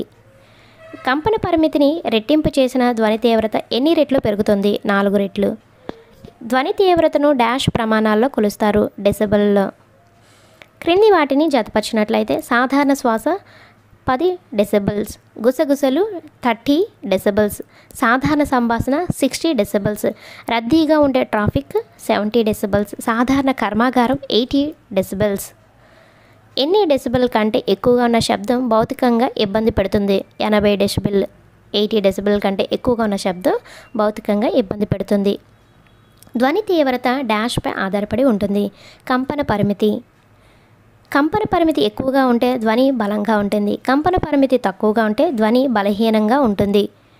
ధ్వని కీచుదనం లేదా పిచ్ను నిర్ణయించేది పౌనపున్యం. కంపన పౌనపున్యంను ఎక్కువగా ఉంటే ధ్వని ఎక్కువ పిచ్ లేదా కీచుదనం ఉంటుంది. కంపన పౌనపున్యం తక్కువగా ఉంటే ధ్వని తక్కువ పిచ్ లేదా కీచుదనం ఉంటుంది. క్రింది వాటిలో ఎక్కువ పిచ్ కలిగిన ధ్వనిని ఉత్పత్తి చేసేది పక్షి. క్రింది వాటిలో తక్కువ పిచ్ కలిగిన ధ్వనిని ఉత్పత్తి చేసేది సింహం. డాష్ కంటే తక్కువ పౌనపున్యం గల ధ్వనులను మానవ చెవి గుర్తించలేదు. 20 హెర్ట్జ్ల కంటే తక్కువ పౌనపున్యం గల ధ్వనులను మానవ చెవి గుర్తించలేదు. అలాగే 20,000 హెర్ట్జ్ల కంటే ఎక్కువ పౌనపున్యం గల ధ్వనులను కూడా మానవ చెవి గుర్తించలేదు. 20 హెర్ట్జ్ల కంటే తక్కువ పౌనపున్యం గల ధ్వనులను మానవ చెవి గుర్తించలేదు. ఈ ధ్వనులను ఏమంటారు? వినలేని ధ్వనులు, పరశ్రావ్యాలు లేదా పరశ్రావ్యాలు. మానవుని శ్రవ్య అవధి 20 హెర్ట్జ్ల నుంచి 20,000 హెర్ట్జ్లు. 20,000 హెర్ట్జ్ల కంటే ఎక్కువ పౌనపున్యం గల శబ్దాలను వినగలిగే సామర్థ్యం గల జీవి కుక్క. అనేక వైద్య సమస్యలు పరిశోధించడానికి, గుర్తించడానికి మనకు సుపరిచితమైన అతిధ్వని పరికరాలు లేదా అల్ట్రాసౌండ్ ఎంతకంటే ఎక్కువ పౌనపున్యం వద్ద పనిచేస్తాయి? 20,000 హెర్ట్జ్. అనవసరమైన లేదా వినుటకు ఆహ్లాదకరంగా లేని ధ్వనులను ఏమంటారు? కఠోర ధ్వనులు. చెవికి వినసంపుగా ఉండే ధ్వనులను ఏమంటారు? సంగీతం. హార్మోనియం ఉత్పత్తి చేసే ధ్వనిని ఏమంటారు? సంగీత స్వరం. సితార్ తంత్రి కూడా సంగీత స్వరాలను ఇస్తుంది. గాలిలో అవాంఛిత వాయువులు, కణాలను కలిగి ఉండడాన్ని ఏమంటారు? వాయు కాలుష్యం. వాతావరణంలో శృతిమించిన లేక అవాంఛిత ధ్వనులు ఉండటాన్ని ఏమంటారు? ధ్వని కాలుష్యం. ధ్వని కాలుష్యానికి కారణం వాహనాల నుండి వచ్చే శబ్దాలు, పేలుళ్ళు, టపాసులు కాల్చడం, యంత్రాలు, లౌడ్ స్పీకర్లు. ఇంట్లో ధ్వని కాలుష్యానికి కారణమయ్యే ధ్వని జనకాలు: అధిక ధ్వనితో టెలివిజన్, రేడియోలు వినియోగించడం, కొన్ని వంటింటి ఉపకరణాలు, హెయిర్ కండిషనర్లు, శీతలీకరణలు. ధ్వని కాలుష్యం వలన కలిగే నష్టాలు: నిద్రలేమి, రక్తపోటు, ఉద్రేకపడటం, వినికిడిని కోల్పోవుట. ధ్వని కాలుష్యాన్ని నియంత్రించాలంటే సైలెన్సర్లను దీనికి బిగించాలి. ఎయిర్ క్రాఫ్ట్ ఇంజన్లకు, రవాణా వాహనాలకు, గృహోపకరణాలకు, పారిశ్రామిక యంత్రాలకు సైలెన్సర్లను బిగించాలి. నివాస ప్రాంతాల్లో ధ్వని కాలుష్యాన్ని ఏ విధంగా నివారించవచ్చు? నివాస ప్రాంతాలకు దూరంగా పరిశ్రమలు నిర్మించాలి. మోటార్ వాహనాల హార్న్లను తగ్గించాలి. టెలివిజన్, మ్యూజిక్ ప్లేయర్ల ధ్వని స్థాయి తగ్గించాలి. చెట్లను రహదారికి ఇరువైపులా, భవనాలకు నలువైపులా పెంచాలి. వినికిడి లోపం ఉన్న పిల్లలు ఈ భాష నేర్చుకోవడం వలన ఇతరులతో సమర్థవంతంగా సంభాషించగలరు. సైన్ లాంగ్వేజ్ లేదా సంకేత భాష. ఈ క్రింది వారిలో ఎవరి స్వరం తక్కువ పౌనపుణ్యం కలిగి ఉంటుంది? మగవాడు. కోటగుమ్మంలోని ఒక ప్రత్యేక స్థానం వద్ద చప్పట్లు కొడితే అది ప్రతిధ్వనిస్తూ దాదాపు కిలోమీటర్ దూరంలో ఉన్న కోట పైభాగానికి వినిపించే ఒక హెచ్చరిక వ్యవస్థ వలె రూపొందించబడిన కోట గోల్కొండ కోట. ఇంజనీరింగ్, వాస్తుశాస్త్ర అంశాల పరంగా ప్రసిద్ధిగాంచిన కోట గోల్కొండ కోట. ఫ్రెండ్స్, మీకు ఈ వీడియోస్ యూస్ఫుల్ అనిపిస్తే కామెంట్ కూడా తెలియజేసి. 6th లెసన్ పదార్థాలు, లోహాలు, అలోహాలు. ఫస్ట్ వన్ చూసుకున్నట్లయితే చూడండి, ప్రతి క్వశ్చన్ పేజ్ నెంబర్స్ అయితే ఉంటుంది. లోహాలను వాటి భౌతిక రసాయన ధర్మాల ఆధారంగా అలోహాల నుండి వేరు చేయవచ్చు. ద్యుతి లేదా మెరుపు, దృఢత్వం అనేవి భౌతిక ధర్మాలు. పలుచని రేకులుగా మార్చగలిగే లోహాల ధర్మాన్ని ఏమంటారు? స్థరణీయత. ఇది లోహాల సహజ లక్షణం. ఈ క్రింది వాటిలో స్థరణీయత ధర్మాన్ని ప్రదర్శించని పదార్థం: బొగ్గు, పెన్సిల్ లెడ్. ఈ క్రింది వాటిలో అధమవాహకం: బొగ్గు ముక్క, సల్ఫర్ ముక్క, గంధకం. ఈ క్రింది వాటిలో ఉత్తమ వాహకం: ఇనుప కడ్డి, మేకు, రాగి తీగ. తీగలుగా సాగదీగల లోహపు గుణాన్ని ఏమంటారు? తాంతవత. లోహాలు ధ్వనులను ఉత్పత్తి చేస్తాయి కనుక ధ్వని గుణం కలిగి ఉంటాయి అని చెప్పవచ్చు. లోహాలు కాకుండా ఇతర పదార్థాలు ధ్వని గుణాన్ని కలిగి ఉండవు. లోహాలు ఈ గుణాలను కలిగి ఉంటాయి: దృఢత్వం, ద్యుతి గుణం, స్థరణీయత, తాంతవత, ధ్వని గుణం. ఈ క్రింది వాటిలో లోహాలకు ఉదాహరణ. నేను ఎగ్జామ్లో అయితే ఈ క్రింది వాటిలో లోహాలకు ఉదాహరణ కానిది ఏంటి అని అడిగాను. ఇనుము. ఇక్కడ లోహాలకు ఉదాహరణ చూసుకున్నట్లయితే ఇనుము, రాగి, అల్యూమినియం, కాల్షియం, మెగ్నీషియం. మృదువుగా, కాంతి విహీనంగా కనిపించే పదార్థాలు: బొగ్గు, సల్ఫర్. అలోహాలు ఈ గుణాలను కలిగి ఉండవు: దృఢత్వం, ద్యుతిగుణం, స్థరణీయత, తాంతవత, ధ్వనిగుణం. ఇవి అలోహాలు ఈ గుణాలను కలిగి ఉండవు. లోహాలు అయితే ఈ గుణాలను కలిగి ఉంటాయి. 12th వన్ చూసుకున్నట్లయితే ఉత్తమ ఉష్ణ విద్యుత్ ఉత్తమ వాహకాలు లోహాలు, ఉష్ణ విద్యుత్ అధమ వాహకాలు అలోహాలు. ఎగ్జామ్లో అయితే రివర్స్లో అడిగాను. ఈ క్రింది వాటిలో అలోహాలకు ఉదాహరణ: సల్ఫర్, కార్బన్, ఆక్సిజన్, ఫాస్ఫరస్. మెత్తగా ఉండి చాకుతో సులువుగా కోయబడే లోహాలు: సోడియం, పొటాషియం. గది ఉష్ణోగ్రత వద్ద ద్రవ రూపంలో లభించే ఒకే ఒక లోహం: పాదరసం. రాగి పాత్ర ఎక్కువసేపు తేమ గాలికి గురైనప్పుడు దానిపై మెరవని ఈ రంగుపోత ఏర్పడుతుంది: ఆకుపచ్చ. క్రింది వానిలో copper hydroxide CuOH twice. Magnesium oxide క్షార స్వభావాన్ని కలిగి ఉంటుంది. లోహ ఆక్సైడ్లు క్షార స్వభావాన్ని కలిగి ఉంటాయి. సల్ఫర్ ఆక్సిజన్ చర్యలో వెలువడిన వాయువు పేరు sulphur dioxide. SO2+H2O gives rise to H2SO3. నీటిలో ఎప్పుడైతే సల్ఫర్ డయాక్సైడ్ కరిగిందో అప్పుడు సల్ఫ్యూరస్ ఆమ్లం అనేది ఏర్పడుతుంది. సో ఇది సల్ఫ్యూరస్ ఆమ్లము. సల్ఫ్యూరస్ ఆమ్లం నీలి లిట్మస్ కాగితాన్ని ఏ రంగులోకి మారుస్తుంది? ఎరుపు రంగులోకి. అలోహాల ఆక్సైడ్లు ఆమ్ల స్వభావాన్ని కలిగి ఉంటాయి. సోడియం లోహంకి సంబంధించి క్రింది వాటిలో సరైనది: ఇది అధిక చర్యాశీలత గలది. ఇది ఆక్సిజన్ నీటితో తీవ్రంగా చర్య జరుపుతుంది. ఈ చర్యలో అధిక ఉష్ణం విడుదలవుతుంది. సోడియంను దీనిలో నిల్వ చేస్తారు: కిరోషన్లో. నీటితో నెమ్మదిగా చర్య జరుపు లోహం: ఇనుము. గాలితో అధిక చర్యాశీలత కలిగి ఉన్నప్పటికీ నీటితో చర్య జరపలేనివి అలోహాలు. అటువంటి అలోహాలు నీటిలో నిల్వ చేయబడతాయి. ఫాస్ఫరస్ను దీనిలో నిల్వ చేస్తారు: నీటిలో. ఫాస్ఫరస్ అనేది అధిక చర్యాశీలత గల అలోహం. గాలి తగిలితే మండిపోతుంది. మండుతున్న అగ్గిపుల్లను దగ్గరకు తెస్తే ఏ వాయువు టప్ మన శబ్దం వస్తుంది? హైడ్రోజన్. లోహాలు ఆమ్లాలతో చర్య జరిపి ఏ వాయువును ఉత్పత్తి చేస్తాయి? హైడ్రోజన్. అలోహాలు ఆమ్లాలతో చర్య జరపవు, లోహాలు ఆమ్లాలతో చర్య జరుపుతాయి. రాగిని వేడి చేసినా కూడా సజల హైడ్రోక్లోరిక్ ఆమ్లంతో చర్య జరపదు, కానీ సల్ఫ్యూరిక్ ఆమ్లంతో చర్య జరుపుతుంది. లోహాలు సోడియం హైడ్రాక్సైడ్తో చర్య జరిపి ఏ వాయువును ఉత్పత్తి చేస్తాయి? హైడ్రోజన్. కాపర్ సల్ఫేట్ నీలం రంగులో ఉంటుంది. జింక్ సల్ఫేట్ నుంచి జింక్ని రాగి స్థానభ్రంశం చెందించలేదు. లోహాల చర్యశీలత ఆధారంగా అవరోహణ క్రమం జింక్, ఇనుము, రాగి. ఒక్కొక్కసారి ఆరోహణ క్రమం కూడా అడగొచ్చు, అంటే రివర్స్లో వస్తుంది. రాగి, ఇనుము, జింకు. అన్ని జీవరాశులు జీవించడానికి శ్వాసక్రియల అవసరము అలోహం. ఈ క్రింది వాటిలో సరైనది. మొక్కల ఎదుగుదలకు వాడే ఎరువుల్లో ఉపయోగించేవి అలోహాలు. నీటి శుద్ధ ప్రక్రియలో అలోహాన్ని ఉపయోగిస్తారు. టపాసుల్లో అలోహాలు ఉపయోగిస్తారు. ఒక పదార్థాన్ని రసాయనిక చర్యల ద్వారా చల్లబరచడం, వేడి చేయడం లేదా విద్యుత్ విశ్లేషణ ద్వారా మరింత విచ్ఛిన్నం చేయలేకపోతే దాన్ని ఏమంటారు? మూలకం. మొక్కల్లో మెగ్నీషియం అనే మూలకం ఉంటుంది. సల్ఫర్, ఇనుము, కార్బన్లు మూలకాలు. ఈ క్రింది వాటిలో సరైనది. పరమాణువు అనేది మూలకం యొక్క అతి చిన్న యూనిట్. ఒక మూలకం నమూనా ఒకే రకమైన పరమాణువును కలిగి ఉంటుంది. మూలకంలోని భౌతిక మార్పుల వల్ల ఒక మూలకం పరమాణువు ప్రభావితం కాదు. సహజంగా ఏర్పడిన మూలకాలు ఇంతకన్నా ఎక్కువ లేవు. 94 కన్నా ఎక్కువ లేవు. దిగువ పేర్కొన్న వేటిని పలుచన రేఖలుగా కొట్టవచ్చు? జింక్. మిగిలిన 2 ఆప్షన్స్ ఉంటాయి. పేజ్ నెంబర్ 151లో డైరెక్ట్ బిట్ ఇచ్చారు. సో దానికి సంబంధించిన ఆన్సర్ చూసుకున్నట్లయితే జింక్. 41. దిగువ పేర్కొన్న వాక్యాల్లో ఏది సరైనది? అన్ని లోహాలు తాంతవతను కలిగి ఉంటాయి. అన్ని లోహాలు తాంతవతను కలిగి ఉంటాయి. అలోహాలన్నీ తాంతవతను కలిగి ఉంటాయి. సాధారణంగా లోహాలు తాంతవతను కలిగి ఉంటాయి. కొన్ని అలోహాలు తాంతవతను కలిగి ఉంటాయి. ఆప్షన్ 3 సాధారణంగా లోహాలు తాంతవతను కలిగి ఉంటాయి. ఇది కరెక్ట్ ఆన్సర్. లాస్ట్ వన్ జతపరచుని చూసుకున్నట్లయితే అల్యూమినియము ఆహారాన్ని చుట్టుటకు, కార్బన్ ఇంధనం, పాదరసం థర్మామీటర్లు, రాగి విద్యుత్ తీగ. 8th క్లాస్ భౌతిక రసాయన శాస్త్రం న్యూ సిలబస్ 7th లెసన్ కాంతి. జ్ఞానాల్లో అతి ముఖ్యమైనది దృష్టి జ్ఞానం.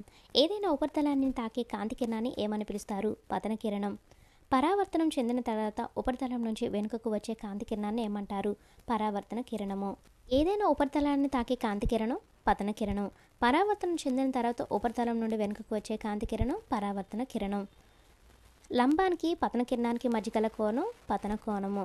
అంటే లంబానికి పతన కిరణానికి మధ్య గల కోణాన్ని పతన కోణం అంటారు. పరావర్తన కిరణానికి లంబానికి మధ్య గల కోణాన్ని పరావర్తన కోణం అని అంటారు. దీని యాంగిల్ ఆర్, యాంగిల్ ఐతో సూచిస్తారు. పతన కోణం ఎల్లప్పుడూ పరావర్తన కోణానికి డాష్గా ఉంటుంది, సమానంగా ఉంటుంది. ఇది మొదటి పరావర్తన నియమము. పతన కోణము పరావర్తన కోణానికి సమానము. ఇది 5th పేజీలో ఉంది, అలాగే 29th పేజీలో ఉంది. అయితే ఆప్షన్స్ కూడా సేమ్ యాజ్ ఇట్ ఈస్గా ఉన్నాయి. 29thలో ఎల్లప్పుడూ, కొన్ని సందర్భాల్లో, ప్రత్యేక సందర్భాలలో, ఎప్పుడు కాదు. ఆన్సర్ ఈస్ ఎల్లప్పుడూ. పతన కోణము పరావర్తన కోణానికి ఎల్లప్పుడూ సమానంగా ఉంటుంది. పరావర్తనం యొక్క 2 సూత్రాలు. పతన కోణము పరావర్తన కోణానికి సమానము. పతన కిరణం పరావర్తన కిరణం మరియు పతన తలానికి పతన బిందువు గీసిన లంబము ఒకే తలంలో ఉంటాయి. 9th one. దర్పణంలో ఏర్పడే ప్రతిబింబంలో వస్తువు యొక్క ఎడమవైపు కుడివైపునకు మరియు వస్తువు కుడివైపు ఎడమవైపున కనిపిస్తాయి. దీనిని ఏమంటారు? పార్శ్వ విలోమం.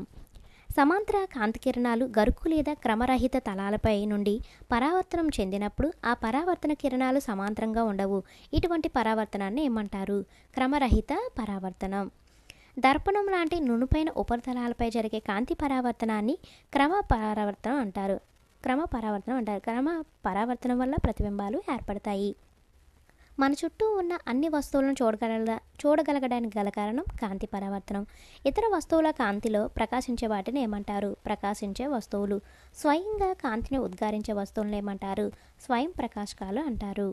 క్రింది వానిలో స్వయం ప్రకాశకాలు: సూర్యుడు, అగ్గి, కొవ్వొత్తి యొక్క జ్వాల, విద్యుత్ దీపము. నక్షత్రాలు, మినుగురు పురుగులు. ఈ 2 ఓల్డ్ టెక్స్ట్ బుక్లో అయితే ఇచ్చారు, ఈ టెక్స్ట్ బుక్లో అయితే ఇవ్వలేదు. ఎగ్జామ్లో కూడా మీకు ఇవి ఆప్షన్స్ కింద ఇచ్చాను.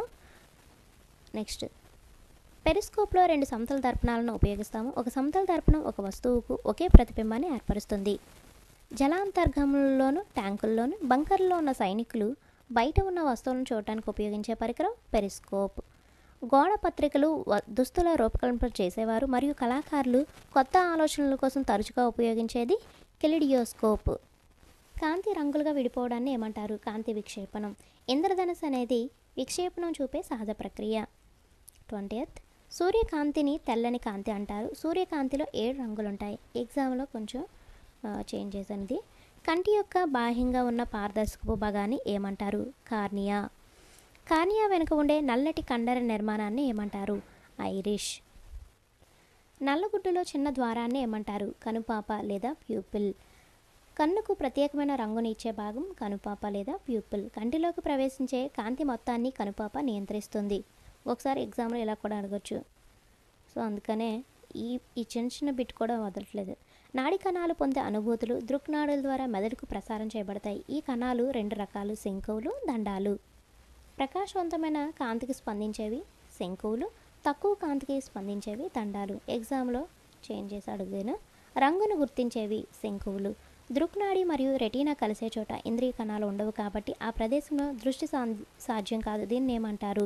బ్లైండ్ స్పాట్ లేదా అంధ బిందువు. ఇంగ్లీష్లో బ్లైండ్ స్పాట్ అని అంటారు. నెక్స్ట్, ప్రతిబింబం వల్ల ఏర్పడిన ముద్ర రెటీనా నుండి సెకండ్లో 8వ వంతు సమయం పాటు ఉంటుంది. 1/16. సాధారణంగా కంటితో అత్యంత సౌకర్యవంతంగా ఈ దూరంలో ఉన్న వాటిని చదవగలము. 25 సెంటీమీటర్స్. చాలా చిన్న కళ్ళు ఉన్న జీవి పీత. శత్రువు వెనక నుంచి వచ్చిన పీత పసిగట్టగలదు. వేలాది చిన్న కళ్ళతో రూపుదిద్దుకున్నట్లు కనిపించే పెద్ద కళ్ళు ఉన్న జీవి సీతాకోకచిలుక. రాత్రులందు బాగా చూడగలిగి పగలు సరిగ్గా చూడలేని జీవి నిశాచరి లేదా గుడ్లగూబ. పగటిపూట బాగా చూడగలిగి రాత్రులు చూడలేని జీవి గ్రద్ద డేగ. పగటి పక్షులని వీటిని అంటారు, గ్రద్ద డేగని అంటారు. గుడ్లగూబకు ఎక్కువ సంఖ్యలో దండాలు ఉండి తక్కువ సంఖ్యలో శంకువులు ఉంటాయి. పగటిపూట తిరిగే పక్షులకు ఎక్కువ శంకువులు ఉండి తక్కువ దండాలు ఉంటాయి. ఆహారంలో ఈ విటమిన్ లేకపోవటం వల్ల అనేక కంటి సమస్యలకు కారణమవుతుంది. విటమిన్ ఏ వాటిలో అత్యంత సాధారణమైనది రేచగటి అంటే సమస్య అన్నమాట. విటమిన్ ఏను పుష్కలంగా కలిగి ఉండే ఆహార పదార్థాలు ఆకుపచ్చ కూరగాయలు, ప్రత్యేకంగా పాలకూర అన్నమాట, పచ్చి క్యారెట్, బ్రకోలీ, కార్డ్ లివర్ నూనెలు, గుడ్లు, పాలు, పెరుగు, జున్ను, వెన్న, బొప్పాయి, మామిడి. కటకరహిత ఉపకరణాల్లో ఉండే ఉపకరణాలు దృశ్యోపకరణాలు, స్పర్శ ఉపకరణాలు అంటే స్పర్శను ఉపయోగించడం, శ్రవణ ఉపకరణాలు వినికిడి భావన ఉపయోగించడం, ఎలక్ట్రానిక్ ఉపకరణాలు.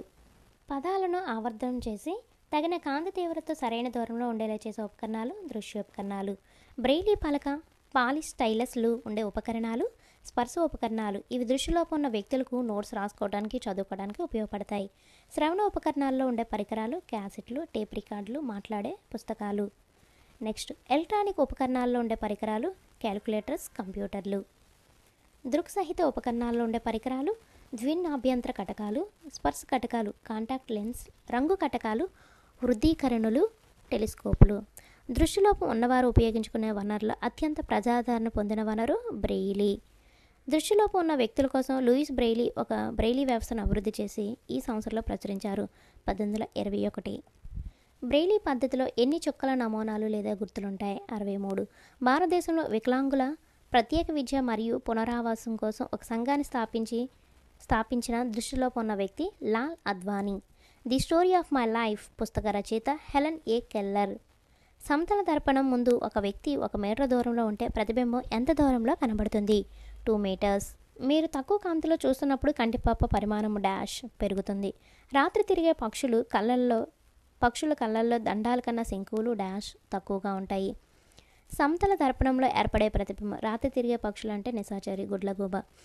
సమతల దర్పణంలో ఏర్పడే ప్రతిబింబం. ఈ యాసిస్ డైరెక్ట్లో బిట్లు అంటే టెక్స్ట్ బుక్లో బ్యాక్ సైడ్ ఇచ్చిన బిట్స్ అనమాట, లెసన్ వెనకతల. సో అవి ఆప్షన్స్ కూడా సేమ్ యాసిస్ ఇచ్చాను. మిథ్యా ప్రతిబింబం దర్పణం వెనుక పెద్దదిగా ఏర్పడను. మిథ్యా ప్రతిబింబం దర్పణం వెనుక మరియు వస్తు పరిమాణంతో సమానము. దర్పణం ఉపరితల నిజ ప్రతిబింబం మరియు పెద్దదిగా ఏర్పడను. నిజ ప్రతిబింబం దర్పణం వెనుక వైపు వస్తు పరిమాణంతో సమానంగా ఏర్పడను. ఆప్షన్ 2 అనేది కరెక్ట్. పరావర్తన కిరణము పతన కిరణంతో 90 డిగ్రీలు చేస్తూ ఉంటే పతన కోణం విలువ ఎంత? 45 డిగ్రీస్. అయితే ఇక్కడ పతన కోణం విలువ ఫైండ్ అవుట్ చేయమంటున్నారు. దీని యొక్క సొల్యూషన్ చూసుకున్నట్లయితే angle i plus angle r equal to 90 degrees. అయితే ఇక్కడ పరావర్తన కోణం పతన కిరణంతో అంటే సమానం అనమాట. Angle i equal to angle r. So 2 ఈక్వల్గా ఉన్నాయి కాబట్టి ఏదో ఒకటి రీప్లేస్ చేసుకుంటే సరిపోతుంది. ఇక్కడ మన పతన కోణం అడిగాడు కాబట్టి angle i plus angle i equal to 90 degrees. So 2 angle i equal to 90 degrees. So 2 1 జా 2 45 so angle i equal to 45 degrees. ఒకదానికొకటి 40 సెంటీమీటర్ల దూరంలో సమాంతరంగా ఉన్న 2 దర్పణాల మధ్య కొవ్వొత్తిని ఉంచినప్పుడు ఎన్ని ప్రతిబింబాలు ఏర్పడతాయి? అనంతం. కార్నియల్ అంధత్వంతో బాధపడుతున్న వ్యక్తులకు నేత్రదానం చేయకూడని వారు ఎవరంటే ఎయిడ్స్ వచ్చిన వారు, హెపటైటిస్ బి లేదా సి, రేబిస్, లుకేమియా, లింఫోమా, ధనుర్వాతం, కలరా, ఎన్సెఫలైటిస్ ఇలా ఈ వ్యాధితో బాధపడుతున్న వారు నేత్రదానం చేయకూడదు. నెక్స్ట్, మరణించిన వ్యక్తి ఎన్ని గంటల లోపు కళ్ళను దానం చేయాలి? 4 to 6. 8th క్లాస్ భౌతిక రసాయన శాస్త్రం, విద్యుత్ ప్రవాహం, రసాయన ఫలితం. ఏ పదార్థాలు అయితే తమ గుండా విద్యుత్తును ప్రసరింపజేస్తాయో వాటిని ఏమంటారు? ఉత్తమ విద్యుత్ వాహకాలు. ఏ పదార్థాలు అయితే తమ గుండా విద్యుత్తును ప్రసరింపచేయలేవో వాటిని ఏమంటారు? అధమ విద్యుత్ వాహకాలు. విద్యుత్తును తమ ద్వారా ప్రవహింపజేసే లోహాలు రాగి, అల్యూమినియం. విద్యుత్తును ప్రవహింపచేయని పదార్థాలు రబ్బరు, ప్లాస్టిక్, చెక్క. ఒక పదార్థం విద్యుత్తును తన గుండా పంపిస్తుందో లేదో తెలుసుకోవడానికి లేదా ద్రవాలు విద్యుత్ ప్రవాహాన్ని తమ గుండా అనుమతిస్తాయో లేదో తెలుసుకోవడానికి దీన్ని వాడవచ్చు. టెస్టర్. ఎల్ఈడి నందు పొడవాటి తీగను వలయంలోని దీన్ని కలుపుతారు. బ్యాటరీ ధనధ్రువానికి. ఎల్ఈడికి 2 తీగలు లేదా లీడ్స్ ఉంటాయి. పొట్టి తీగను బ్యాటరీ రుణధ్రువానికి కలుపుతారు. పొడవాటి తీగను బ్యాటరీ ధనధ్రువానికి కలుపుతారు. ఎల్ఈడిని విస్తరించగా లైట్ ఎమిటింగ్ డయోడ్. క్రింది వానిలో ఉప్పు డాష్ విద్యుత్ వాహకం. క్రింది వానిలో గాలి డాష్ అధమ విద్యుత్ వాహకం. క్రింది వానిలో విద్యుత్ వాహకం కుళాయి నీరు, నిమ్మరసం, వెనిగర్. కుళాయిలు, చేతి పంపులు, బావులు మరియు చెరువుల నుండి వచ్చే నీరు మంచి విద్యుత్ వాహకాలు. క్రింది వానిలో అధమ విద్యుత్ వాహకం స్వేదన జలం. ఈ క్రింది వాటిలో విద్యుత్తును ప్రవహింపచేయునవి ఆమ్లాలు, క్షారాలు, లవణాలు. విద్యుత్ ఉపకరణాలను తడి చేత్తో కానీ తడి నేల మీద నిలబడి కానీ తాకవద్దని అన్నుటకు గల కారణం లవణ నీరు మంచి విద్యుత్ వాహకం. క్రింది వాటిలో దేనిగుండా విద్యుత్తు ప్రవహించును? లవణాలు కలిగిన నీరు. నీటి విద్యుత్ విశ్లేషణ చేసినప్పుడు విడుదలయ్యే వాయువులు ఆక్సిజన్, హైడ్రోజన్. ఎలక్ట్రోడ్లను నీటిలో ఉంచి విద్యుత్తును పంపించినప్పుడు ఆక్సిజన్, హైడ్రోజన్ ఉత్పత్తి అవుతాయని నిరూపించిన బ్రిటిష్ రసాయన శాస్త్రవేత్త విలియం నికల్సన్. బ్యాటరీ యొక్క ధనధ్రువానికి కలపబడిన ఎలక్ట్రోడ్ వద్ద ఆక్సిజన్ బుడగలు, మరొక ధ్రువం వద్ద హైడ్రోజన్ బుడగలు ఏర్పడతాయి. విద్యుత్ యొక్క రసాయన ఫలితాలు. ఎలక్ట్రోడ్ల దగ్గర గాలి బుడగలు ఏర్పడతాయి. ద్రావణం యొక్క రంగులో మార్పులు సంభవించవచ్చు. ఇది చర్యలో ఉపయోగించిన ద్రావణం మరియు ఎలక్ట్రోడ్లపై ఆధారపడి ఉంటుంది. ఎగ్జామ్లో కొంచెం ఆప్షన్స్ బట్టి అడుగుతాం కాబట్టి మీరు ఎగ్జామ్స్ రాస్తే చాలా బెటర్గా ఉంటుంది. వీడియో చూసిన తర్వాత మీరు ఎగ్జామ్ రాసినట్లయితే ఎప్పటికీ మర్చిపోరు. చాలామంది నాకు కామెంట్ చేస్తుంది అదే, మీ ఎగ్జామ్స్ కానీ మీ వీడియోస్ కానీ చాలా యూస్ఫుల్గా ఉన్నాయని. సో మీరు ఆలోచించుకొనే ఎగ్జామ్ సిరీస్ అయితే తీసుకోండి. విద్యుత్తును ఉపయోగించి ఒక లోహంపై మనకు అవసరమైన మరొక లోహాన్ని పోత పూసే పద్ధతిని ఏమంటారు? ఎలక్ట్రోప్లేటింగ్. కారు భాగాలకు, స్నానపు కొళాయిలకు, వంటగదిలో గ్యాస్ బర్నర్లకు, సైకిల్ హ్యాండిల్కు, చక్రాల రిమ్ములకు దీనిని పోతగా పోస్తారు. క్రోమియంకు సంబంధించి క్రింది వానిలో సరైనది. ఇది ప్రకాశవంతంగా కనిపిస్తుంది. ఇది క్షయానికి గురి కాదు. ఇది గీతలను నిరోధిస్తుంది. ఇది చాలా ఖరీదైనది. ఎగ్జామ్లో అయితే ఆప్షన్స్ కొంచెం కన్ఫ్యూజ్ చేసి అయితే ఇచ్చాను, సో చూసుకోండి. ఆహారాన్ని నిల్వ చేయడానికి ఉపయోగించే తగరపు డబ్బాలు ఇనుము పైన తగరపు పూత పూయడానికి గల కారణం ఇనుము కంటే తగరం తక్కువ చర్యాశీలత గలది. ఇనుమును క్షయం నుండి మరియు తుప్పు పట్టకుండా నివారించుటకు దీన్ని పోతగా పోస్తారు. జింక్. ఒక ద్రావణం గుండా ప్రయాణం చేసే విద్యుత్ ఏ ప్రభావాన్ని కలిగజేస్తుంది? రసాయన ప్రభావాన్ని. కాపర్ సల్ఫేట్ ద్రావణం గుండా విద్యుత్తును ప్రవహింపచేసినప్పుడు బ్యాటరీ యొక్క ఏ ధ్రువానికి కలపబడిన పలకపై రాగి నిక్షిప్తమవుతుంది? రుణ ధ్రువానికి కలపబడిన పలకపై రాగి నిక్షిప్తమవుతుంది. ఒక టెస్టర్ను ఉపయోగించి ఏ మరియు బి అని వ్రాయబడిన 2 ద్రవాల విద్యుత్ వాహకతను పరీక్షించారు. ద్రవం ఏలో టెస్టర్ను ఉంచినప్పుడు బల్బు ప్రకాశవంతంగా వెలిగింది. ద్రవం బిలో ఉంచినప్పుడు మాత్రం కాంతి విహీనంగా వెలిగింది. దీని నుండి నువ్వేం నిర్ధారిస్తావు? ద్రవం ఏ ద్రవం బి కంటే మంచి వాహకము. Last one. ఎల్ఈడికి సంబంధించి క్రింది వాటిలో సరైనది. ఇవి ఎరుపు, ఆకుపచ్చ, నీలం, తెలుపు రంగులో లభిస్తాయి. వీటిని ఎక్కువగా ప్రకాశవంతమైన కాంతి కొరకు ఉపయోగిస్తారు. తెలుపు ఎల్ఈడీల సమూహాల గుంపు ఒక ఎల్ఈడి కాంతి జనకాన్ని తయారు చేస్తుంది. సాధారణ బల్బులు ఫ్లోరోసెంట్ బల్బుల కంటే ఎల్ఈడీలు తక్కువ విద్యుత్తును గ్రహిస్తాయి. 8th class physics new syllabus 9th lesson కొన్ని సహజ దృగ్విషయాలు. ఈ క్రింది వాటిలో సహజ దృగ్విషయాలు తుఫానులు, మెరుపులు, భూకంపాలు. అంబర్ లేదా గుగ్గిలం ఒక రకమైన డాష్ రెసిన్. అంబర్ లేదా గుగ్గిలాన్ని ఉనితో రుద్దినప్పుడు అది జుట్టు వంటి తేలికపాటి వస్తువులను ఆకర్షించడం వీరికి క్రీస్తుపూర్వం 600 నాటికి తెలుసు. పురాతన గ్రీకులకు. మెరుపులు మరియు మన దుస్తుల నుండి ఏర్పడిన మినుకులు రెండు ఒకే దృగ్విషయమని 1752లో చూపిన అమెరికన్ శాస్త్రవేత్త బెంజమిన్ ఫ్రాంక్లిన్. ఇది నిరూపించబడేందుకు 2000 సంవత్సరాలు పట్టింది. ఈ క్రింది వాటిలో ఆవేశపూరిత వస్తువులు ప్లాస్టిక్ రీఫిల్, ప్లాస్టిక్ దువ్వెన, ప్లాస్టిక్ స్కేల్. కొన్ని వస్తువులకు ఇతర వస్తువులతో రుద్దడం ద్వారా ఆవేశపూరితం చేయవచ్చు. మీ పొడి చుట్టుపై ప్లాస్టిక్ స్కేల్తో రుద్ది చిన్న కాగితం ముక్కల వద్దకు తెచ్చినప్పుడు ఏం పరిశీలిస్తావు? స్కేలు కాగితం ముక్కలను ఆకర్షిస్తుంది. ఉన్ని వస్త్రంతో రుద్దిన బెలూన్ పాలిథిన్ కాగితంతో రుద్దిన రీఫిల్ను డాష్ ఆకర్షించును. సజాతీయ ఆవేశాలు వికర్షించుకుంటాయి, విజాతీయ ఆవేశాలు ఆకర్షించుకుంటాయి. ఒక ఆవేశిత బెలూన్ ఇంకొక ఆవేశిత బెలూన్ను లేదా ఒక ఆవేశిత రీఫిల్ ఇంకొక ఆవేశిత రీఫిల్ను డాష్ వికర్షించును. ఒక ఆవేశిత బెలూన్ ఒక ఆవేశిత రీఫిల్ను డాష్ ఆకర్షించును. ఒకే రకమైన రెండు ఆవేశాలు వికర్షించును.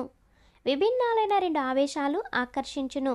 ఒక గాజు కడ్డీని పట్టు వస్త్రంతో రుద్దినప్పుడు గాజు కడ్డీ పొందిన ఆవేశాన్ని ఈ విధంగా పిలవడం సంప్రదాయం: ధనావేశం. పాలిథిన్తో రుద్దబడిన ఆవేశిత ప్లాస్టిక్ స్ట్రా దగ్గరకు ఆవేశపూరిత గాజు కడ్డీని తీసుకొచ్చినప్పుడు ప్లాస్టిక్ స్ట్రా కలిగి ఉండే ఆవేశం రుణావేశం. ఈ క్రింది వాటిలో సరైనది. రాపిడి ద్వారా ఉత్పన్నమయ్యే విద్యుత్ ఆవేశాలు స్థిరంగా ఉంటాయి, అవి తమంతట తాము కదలవు. ఆవేశాలు కదులుతున్నప్పుడు అవి విద్యుత్ ప్రవాహాన్ని ఏర్పరుస్తాయి. ఎగ్జామ్లో సరికానది ఏంటని అడిగి కొంచెం కన్ఫ్యూజన్లో ఇచ్చాను బిట్టు, చూసుకోండి ఫ్రెండ్స్. ఒక వస్తువు ఆవేశాన్ని కలిగి ఉందా లేదా అని పరీక్షించడానికి ఉపయోగించే పరికరం విద్యుత్ దర్శిని లేదా ఎలక్ట్రోస్కోప్. విద్యుత్ ఆవేశాన్ని ఆవేశపూరిత వస్తువు నుంచి మరో వస్తువుకు దీని ద్వారా బదిలీ చేయవచ్చు: లోహవాహకం. రాపిడి ద్వారా ఉత్పత్తి చేయబడే విద్యుత్ ఆవేశాలను ఏమంటారు? స్థావర ఆవేశాలు.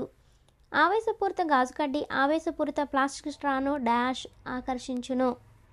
ఆవేశపూరిత వస్తువు నుంచి ఆవేశాన్ని భూమికి బదిలీ చేసే ప్రక్రియను ఏమంటారు? ఎర్తింగ్. విద్యుత్ ప్రవాహ లీకేజ్ వల్ల విద్యుత్ షాకుల నుంచి మనల్ని సంరక్షించుకోవడం కొరకు భవనాల్లో ఎర్తింగ్ చేయబడుతుంది. ఉరుములతో కూడిన వర్షం కురిసే సందర్భంలో నీటి బిందువులు దిగువకు కదులుతున్నప్పుడు పైకి కదిలేవి గాలి ప్రవాహాలు. క్రింది వాటిలో సరైనది. మేఘాల ఎగువ అంచుల దగ్గర ధనావేశాలు సేకరించబడతాయి, రుణావేశాలు మేఘాల దిగువ అంచుల దగ్గర పోగవుతాయి. భూమికి సమీపంలో కూడా ధనావేశాలు పోగవుతాయి. ఇది కూడా కొంచెం కన్ఫ్యూజ్లో చేసి ఇచ్చాను ఎగ్జామ్లో. రుణావేశాలు మరియు ధనావేశాలు కలిసి ప్రకాశవంతమైన కాంతి యొక్క చారలను మరియు ధ్వని ఉత్పత్తి చేస్తాయి. ఈ ప్రక్రియను ఏమంటారు? విద్యుత్ ఉత్సర్గం. మేఘాలు మరియు భూమి మధ్య లేదా వివిధ మేఘాల మధ్య విద్యుత్ ఉత్సర్గ ప్రక్రియ మెరుపులకు కారణమవుతుంది. ఉరుములు మెరుపులు వచ్చే సందర్భంలో సురక్షితమైన ప్రదేశం తక్కువ ఎత్తుగల ఇల్లు. క్రింది వాటిలో ఉరుములతో కూడిన తుఫాను సమయంలో సంరక్షితం కాని ప్రదేశం: ఓపెన్ కార్లలో ప్రయాణించడం, ల్యాండ్లైన్ ఫోన్లలో మాట్లాడటం, కంప్యూటర్, టీవీల వంటి విద్యుత్ ఉపకరణాలను వాడటం, కిటికీలు తలుపులు మూసిన వాహనాల్లో కూర్చోవడం. మెరుపులు పిడుగులు పడే సమయంలో సురక్షితం కాని ప్రదేశం ఏంటంటే ఎలక్ట్రికల్ టెలిఫోన్ స్తంభాల దగ్గర నిలబడడం, ఎత్తైన ప్రదేశాలు. ఇక్కడ తక్కువ ఎత్తుగల చెట్లు, చిన్న ఇల్లు ఇవనేవి సురక్షితమైన ప్రదేశాలు. సురక్షితం కానిదైతే థర్డ్ వన్. తటిద్వాహకం లైట్నింగ్ కండక్టర్ను వీటి బారి నుండి భవనాలను రక్షించడానికి ఉపయోగిస్తారు. పిడుగుల నుండి. తటిద్వాహకం మెరుపుల నుంచి భవంతిని సంరక్షిస్తుంది. భారతదేశంలో భారీ భూకంపం ఈ ప్రాంతాల్లో సంభవించింది. గుజరాత్లోని భుజ్ జిల్లాలో అంటే 26 జనవరి 2001 గుజరాత్లోని భుజ్ జిల్లాలో, ఉత్తర కాశ్మీర్లోని యూరి మరియు తంగ్దర్ పట్టణాల్లో 8 అక్టోబర్ 2005 అయితే భారీ భూకంపాలు అయితే సంభవించాయి. భూకంపం అనేది తక్కువ కాలం పాటు ఆకస్మికంగా సంభవించే భూమి యొక్క కదలిక. ఇది భూపటలం లోపల కలిగే అలజడి వల్ల ఏర్పడుతుంది. భూకంపాలు అనేవి వేటికి కారణమవుతాయి? వరదలు, కొండ చర్యలు విరుగుపడటం, సునామీ. హిందూ మహాసముద్రంలో భారీ సునామీ సంభవించిన తేదీ డిసెంబర్ 26, 2004. ఒకే పొరలా లేకుండా విడివిడి ముక్కలుగా ఉండే భూమి యొక్క ఫలకము భూపటలము. ప్రతి విడిముక్కను పలక లేదా ప్లేట్ అంటారు. వీటి వల్ల భూమిపై ప్రకంపనాలు సంభవించవచ్చు. అగ్నిపర్వతం విస్ఫోటనం చెందినప్పుడు, ఒక ఉల్క భూమిని తాకినప్పుడు, భూగర్భ అణు విస్ఫోటనం వల్ల. భూకంపాలు భూమి యొక్క పలకల కదలికల వల్ల సంభవిస్తాయి. ఈ భూపలకల సరిహద్దుల వద్ద భూకంపాలు సంభవిస్తాయి. ఈ సరిహద్దులను ఏమంటారు? భూకంప జోన్లు లేదా ఫాల్ట్ జోన్లు లేదా సెస్మిక్. ఇది ఇంగ్లీష్ వర్డ్ అనమాట. భారతదేశంలో భూకంప జోన్లకు చెందు ప్రాంతము కాశ్మీర్, పశ్చిమ మరియు మధ్య హిమాలయాలు, మొత్తం ఈశాన్యము, రాన్ ఆఫ్ కచ్, రాజస్థాన్ అండ్ గంగా పరివాహక ప్రాంతాలు. పరిమాణం పరంగా భూకంపం యొక్క తీవ్రతను వ్యక్తీకరించబడేది రెక్టర్ స్కేలు. భుజ్ మరియు కాశ్మీర్ భూకంపాలు రెండు ఎంతకంటే ఎక్కువ తీవ్రతను కలిగి ఉన్నాయి. 7.5. భూ అంతర్భాగంలో కదలికలు భూ ఉపరితలంపై తరంగాలను ఉత్పత్తి చేస్తే వాటిని ఏమంటారు? భూకంప తరంగాలు. భూకంప తరంగాలను నమోదు చేసే పరికరం భూకంప లేఖని లేదా సిస్మోగ్రాఫ్. 6 తీవ్రత కలిగిన భూకంపం 4 తీవ్రత కలిగిన భూకంపం కంటే ఎన్ని రెట్లు ఎక్కువ వినాశకర శక్తిని కలిగి ఉంది? 1000 రెట్లు. భూకంప నిరోధక గృహాలను ఎలా నిర్మించాలో సెంట్రల్ బిల్డింగ్ రీసెర్చ్ ఇన్స్టిట్యూట్ ఎక్కడ అభివృద్ధి చేసింది? రూర్కీ. రిక్టర్ స్కేల్పై అంతకంటే ఎక్కువ తీవ్రత కలిగిన భూకంపం ప్రాణాలకు మరియు ఆస్తికి తీవ్రమైన నష్టాన్ని కలిగిస్తుంది. 7.0 లేదా అంతకంటే ఎక్కువ. భూకంపం యొక్క విధ్వంసక శక్తిని దీనిపై కొలుస్తారు. Richter scale. 8th class physics new syllabus 10th lesson దహనము జ్వాల. ఫస్ట్ వన్, మెగ్నీషియం మండినప్పుడు ఏర్పడినవి మెగ్నీషియం ఆక్సైడ్, ఉష్ణము, కాంతి. బొగ్గును మండించినప్పుడు ఉత్పత్తి చేసేవి కార్బన్ డైఆక్సైడ్, ఉష్ణము, కాంతి. ఈ రెండిట్లో కామన్గా ఉష్ణము, కాంతి ఉంటాయి. అయితే మెగ్నీషియం మండించినప్పుడు మీరు గుర్తుపెట్టుకోవాల్సింది మెగ్నీషియం ఆక్సైడ్. సో యాజిటీస్గా మీరు సేమ్గా ఉంటుంది కాబట్టి మెగ్నీషియం అని సో ఈజీగా గుర్తుపెట్టుకోవచ్చు. బొగ్గును మండించినప్పుడు కార్బన్ డైఆక్సైడ్. ఒక పదార్థం ఆక్సిజన్తో చర్య జరిపి ఉష్ణాన్ని విడుదల చేసే రసాయన ప్రక్రియను ఏమంటారు? దహనము. మండే గుణం గల పదార్థాన్ని లేదా గాలిలో మండే పదార్థాలను ఏమంటారు? దహనశీలి లేదా ఇంధనము. ఇంధనం ఈ రూపంలో ఉండవచ్చు: ఘన, ద్రవ మరియు వాయు రూపంలో ఉండవచ్చు. కొన్నిసార్లు దహన సమయంలో జ్వాల లేదా వెలుగు రూపంలో కాంతి కూడా విడుదలవుతుంది. ఈ క్రింది వానిలో దహనశీలి పదార్థము మెగ్నీషియం, బొగ్గు, చెక్క, కాగితం, కిరోసిన్, అగ్గిపుల్లలు. మన శరీరానికి ఆహారమే ఇంధనం. మన శరీరంలో ఆహారం ఆక్సిజన్తో చర్య జరిపి విచ్ఛిన్నమైనప్పుడు ఉష్ణము ఉత్పత్తి అవుతుంది. ఈ క్రింది వానిలో దహనశీల్ కాని పదార్థము నీరు, లోహాలు, ఇనుప మేకులు, సిరామిక్స్, గాజు, రాతి ముక్కలు. మండుతున్న కొవ్వొత్తిపై తలక్రిందులుగా ఒక గాజు గ్లాసును ఉంచినప్పుడు కొంత సమయానికి మంట ఆరిపోతుంది. దీనికి కారణం గాలి అందుబాటులో లేనందున. సూర్యుడు ఉష్ణాన్ని, వెలుతురును స్వయంగా ఉత్పత్తి చేస్తాడు. సూర్యునిలో కేంద్రక చర్యల వలన ఉష్ణము, కాంతి ఉత్పత్తి అవుతాయి. ఏ కనిష్ట ఉష్ణోగ్రత వద్ద ఒక పదార్థం మండుతుందో దానిని ఆ పదార్థం డాష్ అంటారు. జ్వలన ఉష్ణోగ్రత. పురాతన ఈజిప్టులో 5000 సంవత్సరాల క్రితం దీనిలో ముంచిన ఫైన్ చెక్క యొక్క చిన్న ముక్కలను అగ్గిపుల్లలుగా ఉపయోగించారు. గంధకం లేదా సల్ఫర్. ప్రస్తుతం వాడుతున్న సురక్షిత అగ్గిపెట్టె 200 సంవత్సరాల క్రితం మాత్రమే అభివృద్ధి చేయబడింది. అంటే మీకు ఎక్కడ బిట్టు వదలకుండా అయితే మాత్రం ఇస్తున్నారు. ఒక్కొక్కసారి క్వశ్చన్ కూడా అడగచ్చు, ఎన్ని సంవత్సరాల క్రితము ప్రస్తుతం వాడుతున్న సురక్షిత అగ్గిపెట్టె అభివృద్ధి చేయబడిందని.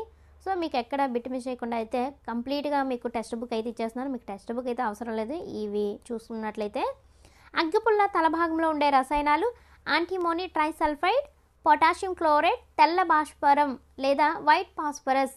అగ్గిపెట్టె తయారీలో పాల్గొనే కార్మికులకు, వినియోగదారులకు ప్రమాదకరమైన రసాయనం తెల్ల భాస్వరం లేదా వైట్ ఫాస్ఫరస్. ప్రస్తుతం మనం వాడుతున్న సురక్షిత అగ్గిపుల్లల తలభాగంలో ఉండే రసాయనం యాంటిమోనీ ట్రైసల్ఫైడ్, పొటాషియం క్లోరైడ్. అగ్గిపెట్టె గరుకుతలంపై వీటి మిశ్రమం ఉంటుంది. గాజు పొడి, ఎర్ర ఫాస్ఫరస్. ఇది చాలా తక్కువ ప్రమాదకరమైనది. ఎర్ర ఫాస్ఫరస్ అనేది అగ్గిపుల్లను గరుకుతలంపై రుద్దినప్పుడు ఎర్ర భాస్వరం డాష్గా మారుతుంది, తెల్ల భాస్వరంగా మారుతుంది. అగ్గిపుల్ల తలలోని పొటాషియం క్లోరైడ్తో చర్య జరిపి యాంటిమోనీ ట్రైసల్ఫైడ్ను మండించడానికి తగినంత వేడిని ఉత్పత్తి చేస్తుంది మరియు దహనాన్ని ప్రారంభిస్తుంది. మంటలను అదుపు చేయాలంటే దహనశీల పదార్థాల ఉష్ణోగ్రత, జ్వలన ఉష్ణోగ్రత కంటే తగ్గించడం ద్వారా మంటలను అదుపు చేయవచ్చు. కిరోసిన్ మరియు కలప గది ఉష్ణోగ్రత వద్ద వాటంతటవే మండవు. కిరోసిన్ యొక్క జ్వలన ఉష్ణోగ్రత కలప కంటే తక్కువ లేదా చెక్క కంటే తక్కువ. జ్వలన ఉష్ణోగ్రత చాలా తక్కువగా ఉండి మండించినప్పుడు సులభంగా మండే పదార్థాలను ఏమంటారు? దహనశీల పదార్థాలు. ఈ క్రింది వాటిలో దహనశీల పదార్థాలకు ఉదాహరణ పెట్రోల్, ఆల్కహాల్, ద్రవీకృత ఇంధన వాయువు లేదా ఎల్పిజి. అగ్నిమాపక సిబ్బంది దీంతో నీటిని వెదజల్లి మంటలను ఆర్పుతారు. పీడనంతో నీటిని వెదజల్లి మంటలను ఆర్పుతారు. మంటలను ఉత్పత్తి చేయడానికి అవసరమైన కారకాలు ఇంధనం, గాలి, ఉష్ణోగ్రత. క్రింది వాటిలో నీరును ఉపయోగించి మంటలను ఆర్పు విషయంలో విభిన్నమైనది చెక్క, కాగితం, గుడ్డ, నూనె. ఇక్కడ 4 ఆప్షన్స్ ఎందుకు ఇచ్చేసానంటే మనం 4 ఆప్షన్స్ ఉంటేనే కదా వీటిలో ఏది విభిన్నంగా ఉందని చెప్పొచ్చు. సో ఇక్కడ చెక్క, కాగితం, గుడ్డ అనేది కాలినప్పుడు మనం నీటిని ఉపయోగించి అయితే ఆ మంటలను ఆర్పొచ్చు. కానీ నూనె విషయంలో మాత్రము మనం నీటిని ఉపయోగించి ఆర్పలేము. ఎందుకంటే ఈ నూనె అనేది నీరు కంటే చాలా తేలిగ్గా ఉంటుంది కాబట్టి మనం ఈ నూనెను మంట అంటుకున్నప్పుడు మనం ఆర్పడం చాలా కష్టం అనమాట. ఇవి మండుతున్నప్పుడు వీటిని ఆర్పడానికి నీరు పనికిరాదు. విద్యుత్ పరికరాలు, నూనె, పెట్రోల్, నూనెతో పాటు ఈ విద్యుత్ పరికరాలు, పెట్రోల్ కూడా మనం నీటితో ఆపలేమన్నమాట. నూనె కంటే నీరు బరువుగా ఉంటుంది. ఆక్సిజన్ కార్బన్ డయాక్సైడ్ కంటే తేలికైనది. విద్యుత్ పరికరాలు మరియు పెట్రోల్ వంటి దహనశీల పదార్థాలు మండుతున్నప్పుడు వాటిని ఆర్పడానికి ఉత్తమ పదార్థం కార్బన్ డయాక్సైడ్. దహనము పలు రకాలుగా ఉంటుంది. ప్రేలుడు, శీఘ్ర దహనం, స్వతసిద్ధ దహనము. గ్యాస్ వేగంగా మండి ఉష్ణము మరియు కాంతిని ఉత్పత్తి చేసే దహనాన్ని ఏమంటారు? శీఘ్ర దహనం. గది ఉష్ణోగ్రత వద్ద గాలిలో మండే స్వభావం గల పదార్థం ఫాస్ఫరస్. ఒక పదార్థం ఏ ప్రత్యేకమైన కారణం లేకుండానే స్వతహాగా జ్వాలతో మండుటని ఏమంటారు? స్వతసిద్ధ దహనము. మండే సమయంలో ఆవిరి కానిది మరియు జ్వాలను ఉత్పత్తి చేయనది బొగ్గు. కిరోసిన్ మరియు కరిగిన మైనము ఒత్తి ద్వారా పైకి వెళ్ళి మండే సమయంలో ఆవిరైపోయి జ్వాలను ఏర్పరుస్తాయి. కానీ బొగ్గు మాత్రము ఇది ఆవిరి కాదు, జ్వాలను ఉత్పత్తి చేయదనమాట మండే సమయంలో. ఏ ప్రాంతం కొవ్వొత్తి మంటలో పాక్షికంగా మండుతుంది? మధ్య ప్రాంతం. కొవ్వొత్తి మంటలో అత్యధిక వేడి భాగము బాహ్య ప్రాంతము. అసంపూర్ణంగా దహనం చెందే మధ్య ప్రాంతం కలిగి ఉండే రంగు పసుపు. సంపూర్ణంగా దహనం చెందే బాహ్య ప్రాంతం కలిగి ఉండే రంగు నీలం. స్వర్ణకారులు బంగారము మరియు వెండిని కరిగించడానికి మంట యొక్క ఈ ప్రాంతాన్ని ఉపయోగిస్తారు. వెలుపలి ప్రాంతము. గృహ మరియు పరిశ్రమలో ఉష్ణశక్తి అవసరాల కొరకు ప్రధానంగా కలప, బొగ్గు, పెట్రోల్, కిరోసిన్ మొదలైన వాటిని వనరులుగా ఉపయోగిస్తారు. ఈ పదార్థాలను ఏమంటారు? ఇంధనాలు లేదా ఫ్యూయల్స్. ఆదర్శ ఇంధనానికి సంబంధించి ఈ క్రింది వాటిల్లో సరైనది. ఇది సులభంగా లభిస్తుంది, చవకైనది, మధ్యస్థ వేగంతో మండుతుంది, అధిక కెలోరిఫిక్ విలువను కలిగి ఉంటుంది, అధిక మొత్తంలో ఉష్ణాన్ని ఉత్పత్తి చేస్తుంది. ఇది పర్యావరణాన్ని కలుషితం చేసే వాయువులను కానీ అవశేషాలు కానీ ఉత్పత్తి చెయ్యదు. 1 కిలోగ్రాము ఇంధనం పూర్తిగా దహనం చెందడం వల్ల ఉత్పత్తి అయ్యే ఉష్ణరాశిని ఆ ఇంధనం యొక్క డాష్ అంటాము. కెలోరిఫిక్ విలువ. ఇంధనాలు 3 రకాలు. 1 ఘన ఇంధనం, ద్రవ ఇంధనం, వాయు ఇంధనం. ఈ క్రింది వానిలో ఘన ఇంధనం నేల బొగ్గు. ఇంధనం యొక్క కెలోరిఫిక్ విలువకు ప్రమాణాలు కిలో జౌల్స్ లేదా కిలోగ్రామ్స్. క్రింది వాటిని జతపరిచినట్లయితే మీథేన్ 50,000, చెక్క 17 to 22,000, పిడక 6,000 to 8,000, బొగ్గు 25,000 to 33,000, ఎల్పిజి 55,000. ఇవి చాలా ఈజీగా నేర్చుకోవడానికి అయితే కోర్స్ పెట్టాను. ఆ వీడియో డిస్క్రిప్షన్లో ఇచ్చాను, చూసేయండి ఫ్రెండ్స్. మీరు చూడనట్లయితే కామెంట్ సెక్షన్ మరియు డిస్క్రిప్షన్ కూడా ఇచ్చాను. చాలా ఈజీగా అయితే చెప్పాను. ఇది చాలా చాలా ఇంపార్టెంట్ కెలోరిఫిక్ విలువల గురించి. లాస్ట్ టైం ఎగ్జామ్లో వీటిపైన బిట్ అయితే అడిగారు. సో ఖచ్చితంగా కోర్సును బట్టి మీరు ఈజీగా గుర్తించేసుకోండి. ఇంధనం యొక్క కెలోరిఫిక్ విలువలకు సంబంధించి ఈ క్రింది వాటిలో విభిన్నమైనది బయోగ్యాస్, పెట్రోల్, కిరోసిన్, డీజిల్. చూడండి, ఇక్కడ విభిన్నమైనది ఏంటంటే బయోగ్యాస్. ఇలా కూడా క్వశ్చన్ అడిగే అవకాశం ఉంది. సో అందుకని మీకు ఇక్కడ డైరెక్ట్ బిట్ అయితే ఇచ్చాను. విభిన్నమైనది అడిగినప్పుడు ఖచ్చితంగా మనం ఆప్షన్స్ ఇవ్వాలి. దాంట్లోనప్పుడు మనం విభిన్నమైనది ఏంటనేది తెలుస్తుంది. సో ఇక్కడ చూడండి, ఎందుకు ఇలా అడిగానంటే పెట్రోల్, కిరోసిన్, డీజిల్ అనేవి 3 కూడా కెలోరిఫ్ విలువలు 45,000 అనమాట. సో ఇక్కడ బయోగ్యాస్ అనేది దీని యొక్క కెలోరిఫ్ విలువ 35,000 to 40,000. ఇక్కడ ఆప్షన్ 1 అనేది కరెక్ట్. ఇది విభిన్నమైనది. దీని వాల్యూ 35,000 to 40,000 ఉన్నాయి. ఇక్కడ పెట్రోల్, కిరోసిన్, డీజిల్ అనేవి 3 కూడా 45,000 అనమాట. సో అందుకే ఇక్కడ వీటిలో విభిన్నమైనది ఏంటని అడిగాను. ఎగ్జామ్లో కూడా అలాగా అడిగే అవకాశం ఉంది. సో చూసుకోండి. నెక్స్ట్ చూసుకున్నట్లయితే సంపీడ్య సహజ వాయువు లేదా సిఎన్జి యొక్క కెలోరిఫ్ విలువ 50,000. ఈ క్రింది ఇంధనాల్లో అత్యధిక కెలోరిఫ్ విలువ కలిగింది హైడ్రోజన్. దీంతో అయితే లాస్ట్ అనమాట. దీని యొక్క కెలోరిఫ్ విలువ ఏంటంటే 1,50,000. 1,50,000. దీంతో కెలోరిఫ్ విలువలు మొత్తం కూడా ఇచ్చేసానమాట. నెక్స్ట్ ఆస్మా వంటి శ్వాసకోశ వ్యాధులకు కారణమయ్యే ఇంధనాలు చెక్క, బొగ్గు, పెట్రోలియం. ఇవి మండని కర్బన రేణువులను విడుదల చేస్తాయి. ప్రస్తుతం గృహ పారిశ్రామిక అవసరాలకు ఇవి ఇంధనంగా ఉపయోగిస్తున్నారు. బొగ్గు, ఎల్పిజి. ఈ క్రింది వాటిలో విషపూరితమైన వాయువు కార్బన్ మోనాక్సైడ్. మూసి ఉన్న గదిలో బొగ్గును మండించడం వల్ల ఉత్పత్తి అయ్యే వాయువు కార్బన్ మోనాక్సైడ్. గాలిలో దీని శాతం పెరుగుదల భూతాపానికి కారణమవుతుంది. కార్బన్ డయాక్సైడ్ యొక్క శాతం పెరుగుదల భూతాపానికి కారణమవుతుంది. బొగ్గు మరియు డీజిల్లను మండించడం వల్ల విడుదలయ్యే వాయువు సల్ఫర్ డయాక్సైడ్. అధికంగా క్షయం కలిగించే మరియు ఊపిరి సలపనీయని వాయువు సల్ఫర్ డయాక్సైడ్. బొగ్గు, డీజిల్, పెట్రోల్ వంటి ఇంధనాలు మండినప్పుడు విడుదలయ్యే సల్ఫర్ మరియు హైడ్రోజన్ యొక్క ఆక్సైడ్లు దీనికి కారణమవుతాయి. ఆమ్ల వర్షాలకు. ఇక్కడ క్వశ్చన్ మార్కులా చూడండి. బొగ్గు, డీజిల్, పెట్రోల్ వంటి ఇంధనాలు మండినప్పుడు విడుదలయ్యే సల్ఫర్ మరియు నైట్రోజన్ ఆక్సైడ్లు వర్షపు నీటిలో కరిగి ఆమ్లాలను ఏర్పరుస్తాయి. అలాంటి వర్షాన్ని ఆమ్ల వర్షం అంటారు. ఇది పంటలు, భవనాలు, నేలకు చాలా హానికరము. వాహనాల్లో ఇంధనంగా డీజిల్ మరియు పెట్రోల్ స్థానంలో దీన్ని ఉపయోగిస్తారు. సిఎన్జి. ఇది ఒక స్వచ్ఛ ఇంధనం. కలప మరియు బొగ్గును కాల్చడం వల్ల గాల్లో డాష్ విడుదలవుతుంది. కాలుష్యం. గృహాలలో ఉపయోగించే ద్రవ ఇంధనం ఎల్పిజి.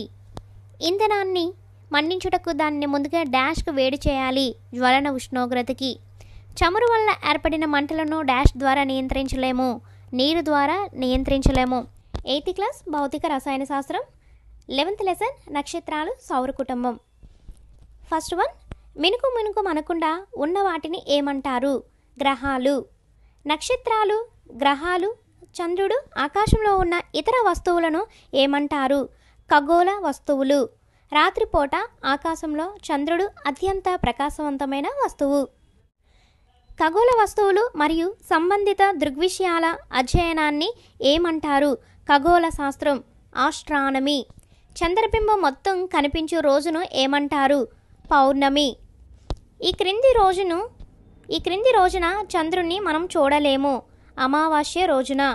మరుసటి రోజు ఆకాశంలో చంద్రుడిలో కొద్ది భాగం మాత్రమే కనిపిస్తుంది. దీన్ని నెలవంక అంటారు. ఒక అమావాస్యకు మరొక అమావాస్యకు మధ్యకాలం 15 రోజులు. ఒక నెలలో కనిపించే చంద్రుని యొక్క ప్రకాశవంతమైన వివిధ ఆకారాలను ఏమంటారు? చంద్రకళలు. భారతదేశంలో దాదాపు అన్ని పండుగలు వీటి ప్రకారంగా జరుపుకుంటారు. చంద్రకళలు. పౌర్ణమి మరియు అమావాస్య రోజున జరుపుకునే పండుగలు వరుసగా బుద్ధ పౌర్ణమ, గురునానక్ పుట్టినరోజు, దీపావళి. క్షీణిస్తున్న చంద్రుని 13వ రాత్రి జరుపుకునే పండుగ మహాశివరాత్రి. నెలవంక కనిపించిన మరుసటి రోజున జరుపుకునే పండుగ ఈద్ ఉల్ ఫితర్. ఒక పౌర్ణమి నుండి తదుపరి పౌర్ణమికి మధ్య కాల వ్యవధి 29 రోజుల కంటే కొంచెం ఎక్కువ. అనేక క్యాలెండర్లో ఈ కాలాన్ని నెల అని పిలుస్తారు. చంద్రకళలు సంభవించడానికి కారణం సూర్యుని కాంతిని పరావర్తనం చెందించే చంద్రుని యొక్క భాగాన్ని మాత్రమే మనం చూడగలం. అమావాస్య తర్వాత ప్రతిరోజు భూమి నుండి కనిపించే చంద్రుని ప్రకాశవంతమైన భాగ పరిమాణం పెరుగుతూ ఉంటుంది. పౌర్ణమి తర్వాత ప్రతిరోజు భూమి నుండి చూస్తే సూర్యకాంతి పడే చంద్రుని భాగం తగ్గుతూ ఉంటుంది. చంద్రుడు భూమి చుట్టూ తిరుగుతున్నాడు. చంద్రునితో పాటు భూమి సూర్యుని చుట్టూ పరిభ్రమిస్తుంది. భూమి చుట్టూ చంద్రుడు ఒక పరిభ్రమణాన్ని పూర్తి చేస్తే తన అక్షం మీద ఒక భ్రమణాన్ని పూర్తి చేసినట్టు. యానకం లేనప్పుడు ధ్వని ప్రయాణం చేయలేదు. మొదటిసారిగా చంద్రునిపై అడుగుపెట్టిన అమెరికా వ్యోమగామి నీల్ ఆర్మ్స్ట్రాంగ్. నీల్ ఆర్మ్స్ట్రాంగ్ అడుగుపెట్టిన 20 నిమిషాల తర్వాత ఎడ్విన్ ఆల్డ్రిన్ చంద్రుడిపై కాలు మోపాడు. చంద్రుడిపై ఏముందో తెలుసుకోవడానికి మొట్టమొదట ప్రయోగాలు చేసిన దేశం రష్యా. అయితే ఈ బిట్టు టెక్స్ట్ బుక్లో లేదు కానీ జీకే బిట్గా యూజ్ ఉంటుందని చెప్పేసి ఇక్కడైతే యాడ్ చేశాను. నెక్స్ట్, భారత కాలమాన ప్రకారం చంద్రునిపై మానవుడు అడుగుపెట్టిన సంవత్సరం జూలై 21, 1969. ఈ క్రింది వానిలో సరి అయినది. వాస్తవానికి నక్షత్రాలు వాటి కాంతిని స్వతహాగా విడుదల చేస్తాయి. సూర్యుడు కూడా ఒక నక్షత్రమే. నక్షత్రాలు సూర్యుడి కంటే మిలియన్ రెట్ల దూరంలో ఉన్నాయి. సూర్యుడు భూమికి దాదాపు ఎన్ని కిలోమీటర్ల దూరంలో ఉన్నాడు? 150 మిలియన్ కిలోమీటర్ల దూరంలో ఉన్నాడు. కాంతి వేగం సెకనుకు ఎన్ని కిలోమీటర్లు? 3 lakhs కిలోమీటర్లు. భూమి నుండి సూర్యుని దూరం సుమారు 8 కాంతి నిమిషాలని చెప్పవచ్చు. ఆల్ఫా సెంటారీ దాదాపు ఎన్ని కాంతి సంవత్సరాల దూరంలో ఉంది? 4.3. నక్షత్రాల నుండి కాంతి మనలను చేరుకోవడానికి సంవత్సరాలు పడుతుంది. నక్షత్రాలు తూర్పు నుండి పడమరకు కదులుతున్నట్లు కనిపిస్తాయి. భూమి తన అక్షం మీద ఏ దిశ నుండి ఏ దిశకు తిరుగుతుంది? పడమర నుండి తూర్పుకు. ఆకాశంలో కదలకుండా ఉన్నట్లు కనబడే నక్షత్రం ధ్రువ నక్షత్రం లేదా పోల్ స్టార్. ధ్రువ నక్షత్రం నిశ్చలంగా ఉన్నట్లు కనిపించుటకు కారణము భూమి యొక్క భ్రమణాక్షానికి దూరంగా ఉండటం వలన. గుర్తించగల ఆకారాన్ని కలిగి ఉన్న ఒక సమూహాన్ని ఏర్పరిచే నక్షత్రాలను ఏమంటారు? నక్షత్ర రాసులు. ప్రాచీనులు ఆకాశంలో నక్షత్రాలను గుర్తించేందుకు వీలుగా నక్షత్ర రాసులను రూపొందించారు. వేసవిలో రాత్రి యొక్క ప్రారంభ సమయంలో చూడగలిగే అత్యంత ప్రసిద్ధ రాసుల్లో ఉర్సా మేజర్ ఒకటి. ఉర్స్ మేజర్ను ఇలా కూడా పిలుస్తారు: big dipper, the great bear లేదా సప్తర్షి. ఈ క్రింది వాటిలో నక్షత్ర రాసులు. ఎగ్జామ్లో అయితే క్రింది వాటిలో నక్షత్ర రాశి కానిది అని అడిగాను, చూసుకోండి. Great bear, Orion, Cassiopeia, Leo major. Ursa major లేదా సప్తర్షి 7 ప్రసిద్ధ భారతీయ సాధువులు లేదా ఋషులతో సంబంధం కలిగి ఉంది. ప్రాచీన పురాణాల ప్రకారం సప్తర్షిని ఏర్పరిచిన 7 ఋషులు వేదాల యొక్క శాశ్వతమైన జ్ఞానాన్ని సంరక్షిస్తుంటారు మరియు దాని ప్రతి కొత్త యుగంలో ప్రజలకు వివరిస్తూ ఉంటారు. ధ్రువ నక్షత్రాన్ని ఈ క్రింది వాటి సహాయంతో గుర్తించవచ్చు. Ursa major. నిజానికి నక్షత్రాలన్నీ ధ్రువ నక్షత్రం చుట్టూ పరిభ్రమిస్తున్నట్లుగా కనిపిస్తాయి. శీతాకాలంలో సాయంకాల సమయంలో ఈ నక్షత్ర రాశిని చూడవచ్చు. ఓరియన్. దీనిలో కూడా 7 లేదా 8 ప్రకాశవంతమైన నక్షత్రాలు ఉంటాయి. ఓరియన్కి మరొక పేరు హంటర్. మధ్యలో ఉండే 3 నక్షత్రాలు వేటగాని యొక్క బెల్ట్ను సూచిస్తాయి. 4 ప్రకాశవంతమైన నక్షత్రాలు చతుర్భుజం రూపంలో అమర్చబడినట్లు అనిపిస్తాయి. ఆకాశంలో అత్యంత ప్రకాశవంతమైన సిరియస్ నక్షత్రం ఈ నక్షత్ర రాశికి సమీపంలో ఉంది, ఓరియన్. శీతాకాలంలో రాత్రి యొక్క మొదటి భాగంలో కనిపించే నక్షత్ర రాశి కాసియోపియా. W లేదా M ఆకారంలో గల నక్షత్ర రాశి కాసియోపియా. ఈ క్రింది వాటిలో సరైనది.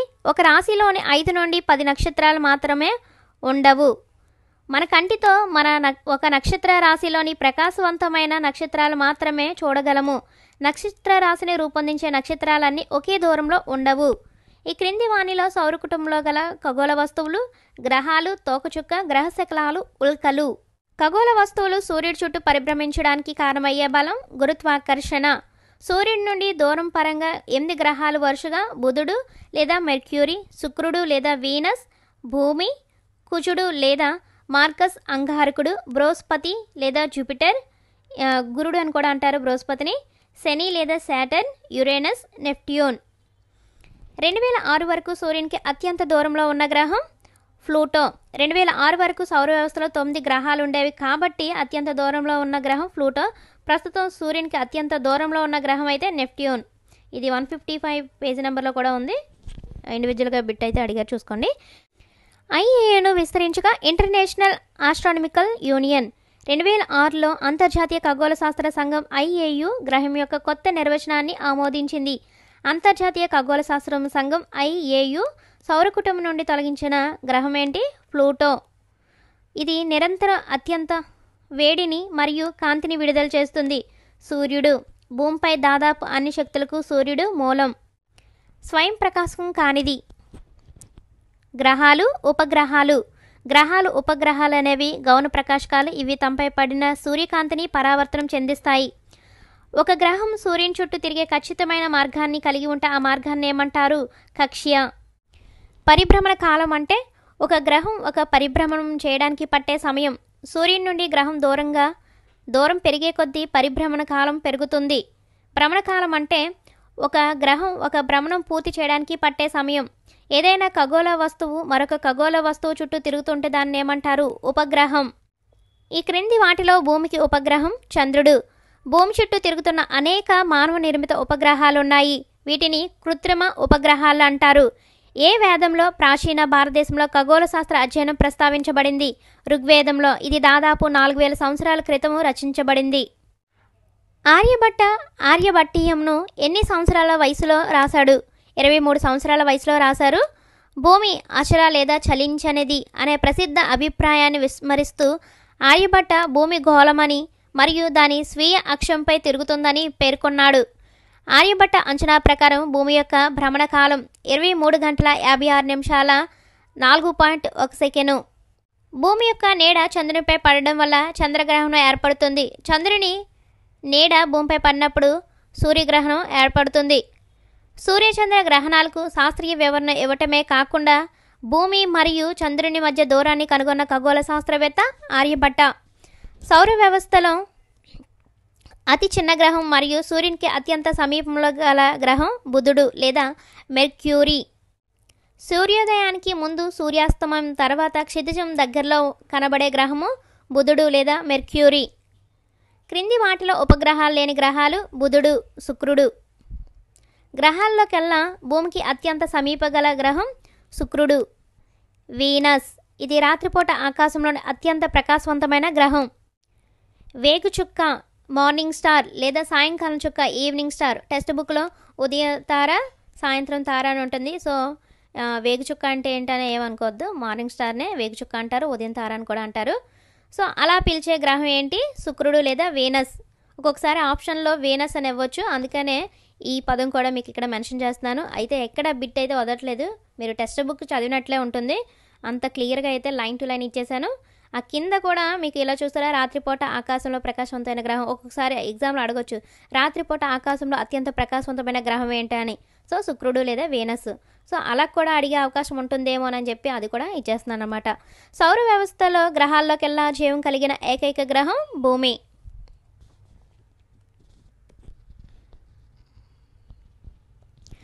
అంతరిక్షం నుండి చూసినప్పుడు భూమి నీలి ఆకుపచ్చగా కనిపించుటకు గల కారణము కాంతి పరావర్తనము. భూకక్ష వెలుపల ఉన్న మొదటి గ్రహం కుజుడు లేదా మార్స్ లేదా అంగారకుడు, మార్స్. గ్రహాల్లోకెల్లా కాస్త ఎరుపు రంగులో కనబడు గ్రహము కుజుడు లేదా మార్స్ లేదా అంగారకుడు. అరుణ గ్రహం పేరు గల గ్రహం అంగారకుడు. అంగారక గ్రహం 2 చిన్న సహజ ఉపగ్రహాలను కలిగి ఉంది. అంగారక గ్రహంపై పరిశోధనల కోసం భారత అంతరిక్ష పరిశోధనా సంస్థ ఇస్రో చేపట్టిన project Mars orbiter mission Mangalyaan. ఇది సెప్టెంబర్ 24, 2014న అంగారకుడి ఒక కక్షలోకి విజయవంతంగా ప్రవేశపెట్టబడింది. తొలి ప్రయత్నంలో అలా చేసిన మొట్టమొదటి దేశంగా భారతదేశం అవతరించింది. ఇస్రోను విస్తరించగా ఇండియన్ స్పేస్ రీసెర్చ్ ఆర్గనైజేషన్. సౌర వ్యవస్థలో అతిపెద్ద గ్రహం బృహస్పతి లేదా జూపిటర్ లేదా గురుడు. ఈ భారీ గ్రహం లోపల 1300 భూములను ఉంచగలిగేంత పెద్దదిగా ఉంటుంది. బృహస్పతి ద్రవ్యరాశి మన భూమి కంటే దాదాపు ఎన్ని రెట్లు ఎక్కువ? 318 రెట్లు ఎక్కువ. భూమధ్యరేఖ యొక్క తలాన్ని భూమధ్యరేఖ తలము అంటారు. భూమి సూర్యుని చుట్టూ తిరిగే తలాన్ని భూమి యొక్క కక్ష్య తలం అంటారు. ఈ క్రింది గ్రహాల్లో పసుపు రంగులో కనిపించే గ్రహం శని లేదా శాటర్న్. నీటి కంటే తక్కువ సాంద్రత కలిగి ఉండే గ్రహము శని లేదా శాటర్న్. శుక్రుడిలాగే తూర్పు నుండి పడమరకు తిరిగే గ్రహము యురేనస్. ఇది వాలుగా ఉన్న బ్రహ్మనక్షాన్ని కలిగి ఉంటుంది. ఈ క్రింది వాటిలో అంతర్గ్రహాలు. ఎగ్జామ్లో క్రింది వాటిలో అంతర్గ్రహం కానిది ఏంటని అడిగాను. జవాబు చూసుకున్నట్లయితే ఇక్కడ అంతర్గ్రహాలు బుధుడు, శుక్రుడు, భూమి మరియు అంగారకుడు. ఈ క్రింది వాటిలో బాహ్య గ్రహాలు బృహస్పతి, శని, యురేనస్ మరియు నెప్ట్యూన్. అవి వాటి చుట్టూ వలయ వ్యవస్థను కలిగి ఉంటాయి. కుజుడు బృహస్పతి కక్షల మధ్య సూర్యుని చుట్టూ పరిభ్రమించే అనేక చిన్న చిన్న వస్తువులచే ఆక్రమించబడే వాటిని ఏమంటారు? గ్రహ శకలాలు లేదా ఆస్ట్రాయిడ్స్. చుట్టూ అతి దీర్ఘ వృత్తాకార కక్షల్లో పరిభ్రమించేవి తోకచుక్కలు. ఈ క్రింది వానిలో సరి అయినది. తోకచుక్కలు కూడా సౌర వ్యవస్థలో సభ్యులే. ఒక తోకచుక్క పొడవాటి తోక ప్రకాశవంతమైన తలతో కనిపిస్తుంది. అది సూర్యుని సమీపించే కొద్దీ తోక పొడవు మరింత పెరుగుతుంది. తోకచుక్క యొక్క తోక ఎల్లప్పుడూ సూర్యునికి దూరంగా ఉంటుంది. హేలీ తోకచుక్క దాదాపు ప్రతి ఎన్ని సంవత్సరాలకు ఒకసారి కనిపిస్తుంది? 76 సంవత్సరాలకు ఒకసారి కనిపిస్తుంది. ఏలీ తోకచుక్క చివరిసారిగా ఎప్పుడు కనిపించింది? 1986లో. షూటింగ్ స్టార్స్ అని వీటిని పిలుస్తారు. ఉల్కలు. కొన్ని పెద్ద ఉల్కలు పూర్తిగా ఆవిరైపోయకముందే భూమిని చేరగలవు. భూమిని చేరే పదార్థాన్ని ఏమంటారు? ఉల్కాపాతము. సౌర వ్యవస్థ ఏర్పడడానికి కారణమైన పదార్థాల స్వభావాన్ని పరిశోధించే శాస్త్రవేత్తలకు ఉల్కలు సహాయపడతాయి. భూమి తోకచుక్క యొక్క తోకని దాటినప్పుడు ఉల్కల సమూహాలు కనిపిస్తాయి. వీటిని ఏమంటారు? ఉల్కాపాతాలు. భారతదేశపు తొలి కృత్రిమ ఉపగ్రహం ఆర్యభట్ట. కొన్ని ఇతర భారతీయ ఉపగ్రహాలు ఇన్సాట్, IARS, కల్పన 1, ఎడ్యుషాట్. భారతదేశపు తొలి కృత్రిమ ఉపగ్రహాల వలన ఉపయోగాలు: వాతావరణ సూచనలకి, టెలివిజన్, రేడియో సంకేతాలు ప్రసారం చేయడానికి, టెలికమ్యూనికేషన్ కోసం, రిమోట్ సెన్సింగ్ల కోసం.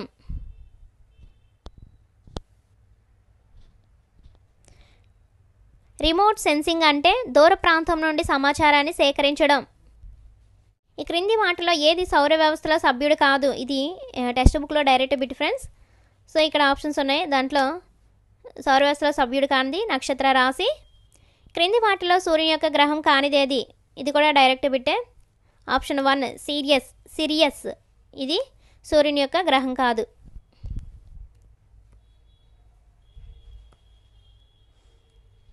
చంద్రకళలు సంభవించడానికి కారణము కాంతిని మన వైపు పరావర్తనం చెందించే చంద్రుని భాగాన్ని మాత్రమే మనం చూడగలం. ఆకాశంలో ఒక నమూనాగా కనిపించే నక్షత్రాల సముదాయాన్ని ఏమంటారు? నక్షత్ర రాశి. గ్రహ శకలాలని డాష్ మరియు డాష్ కక్షల మధ్య కనుగొనవచ్చు. కుజుడు మరియు గురుడు. ఉల్కలను పరిశీలించడానికి మంచి సమయం సెప్టెంబర్ నుంచి నవంబర్. సౌర వ్యవస్థకు కేంద్రం వద్ద సూర్యుడు ఉన్నాడని మరియు గ్రహాలు దాని చుట్టూ తిరుగుతున్నాయని పేర్కొన్న ఖగోళ శాస్త్రవేత్త నికోలస్ కోపర్నికస్. ఇతని రచనలు క్రీస్తకం 1543లో ఇతను మరణించిన సంవత్సరంలో ప్రచురింపబడినవి. ఏ సంవత్సరంలో గెలీలియో తన సొంత దూరదర్శన్ని రూపొందించాడు? క్రీస్తకం 1609. బృహస్పతి యొక్క చంద్రులను, శుక్రుని దశలను మరియు శని వలయాలను గమనించిన శాస్త్రవేత్త గెలీలియో గ్రహాలన్నీ సూర్యుని చుట్టూ తిరగాలి తప్ప భూమి చుట్టూ కాదని వాదించాడు. అంతరిక్షంలోకి అడుగుపెట్టిన మొట్టమొదటి భారతీయ మహిళా వామగామి కల్పనా చావ్లా. ఏ సంవత్సరంలో కల్పనా చావ్లా తన మొదటి అంతరిక్ష యానానికి ఎంపికైంది? 1996. కల్పనా చావ్లా మరణించిన సంవత్సరం 2003. ఇది డీటెయిల్స్ టోటల్ లెసన్ సంబంధించిన బిట్స్ చూసారు కదా. దీనికి సంబంధించిన పీడిఎఫ్ కావాలనుకుంటే డిస్క్రిప్షన్ మరియు కామెంట్ బాక్స్లో డీటెయిల్స్ అయితే ఇచ్చాను. సో మీరైతే ఫోన్పే కానీ జీపే కానీ చేసినట్లయితే మీకు వెంటనే పీడిఎఫ్ సెండ్ చేయడం జరుగుతుంది. తక్కువ టైంలో ఎక్కువ ఇన్ఫర్మేషన్. అలాగే మీరు టెక్స్ట్ బుక్ మరలా ఓపెన్ చేయని అవసరం లేదు. అలా లైన్ టు లైన్ బిట్స్ ఇచ్చేసాను. అది మీకు తెలిసిన విషయమే. ఆల్రెడీ 50 EVS తీసుకున్నారు చాలామంది. సో అలాగే మన గ్రూప్లో చాలా వరకు ఎగ్జామ్స్ రాస్తున్నారు. వాళ్ళకు కూడా పీడిఎఫ్స్ వెళ్తున్నాయి. సో మీరు ఇంకా ఎగ్జామ్స్ సంబంధించిన ఎగ్జామ్స్ కూడా రాయాలి అనుకుంటే వాట్సాప్ గ్రూప్లో అదే నెంబర్కి మీరు మెసేజ్ చేసినట్లయితే మీకు దానికి సంబంధించిన డీటెయిల్స్ అయితే ఇస్తాను. ఇంకా మీకు పూర్తి డీటెయిల్స్ కావాలనుకుంటే వీడియో కూడా చేశాను కదా, ఆ వీడియో లింక్ కూడా డిస్క్రిప్షన్లో ఇస్తున్నాను. వీడియో చూసేయండి. దాంట్లో డీటెయిల్స్ అయితే ఇచ్చాను. గ్రాండ్ టెస్ట్లు అయితే జరుగుతున్నాయి. అలాగే గ్రాండ్ టెస్ట్లు రాసిన వాళ్ళకి పీడిఎఫ్లు కూడా సెండ్ చేయడం జరుగుతుంది. సో దానికి సంబంధించిన డీటెయిల్స్ అన్నీ డిస్క్రిప్షన్లో ఇస్తాను ఫ్రెండ్స్, చూసేయండి. సో ఈ వీడియోకి లైక్ చేయడం మాత్రం అసలు మర్చిపోద్దు ఫ్రెండ్స్. అలాగే ఫస్ట్ టైం కనుక చూస్తున్నట్లయితే మన ఛానల్ సబ్స్క్రైబ్ చేసుకోవడం మాత్రం అస్సలు మర్చిపోద్దు. Thank you for watching.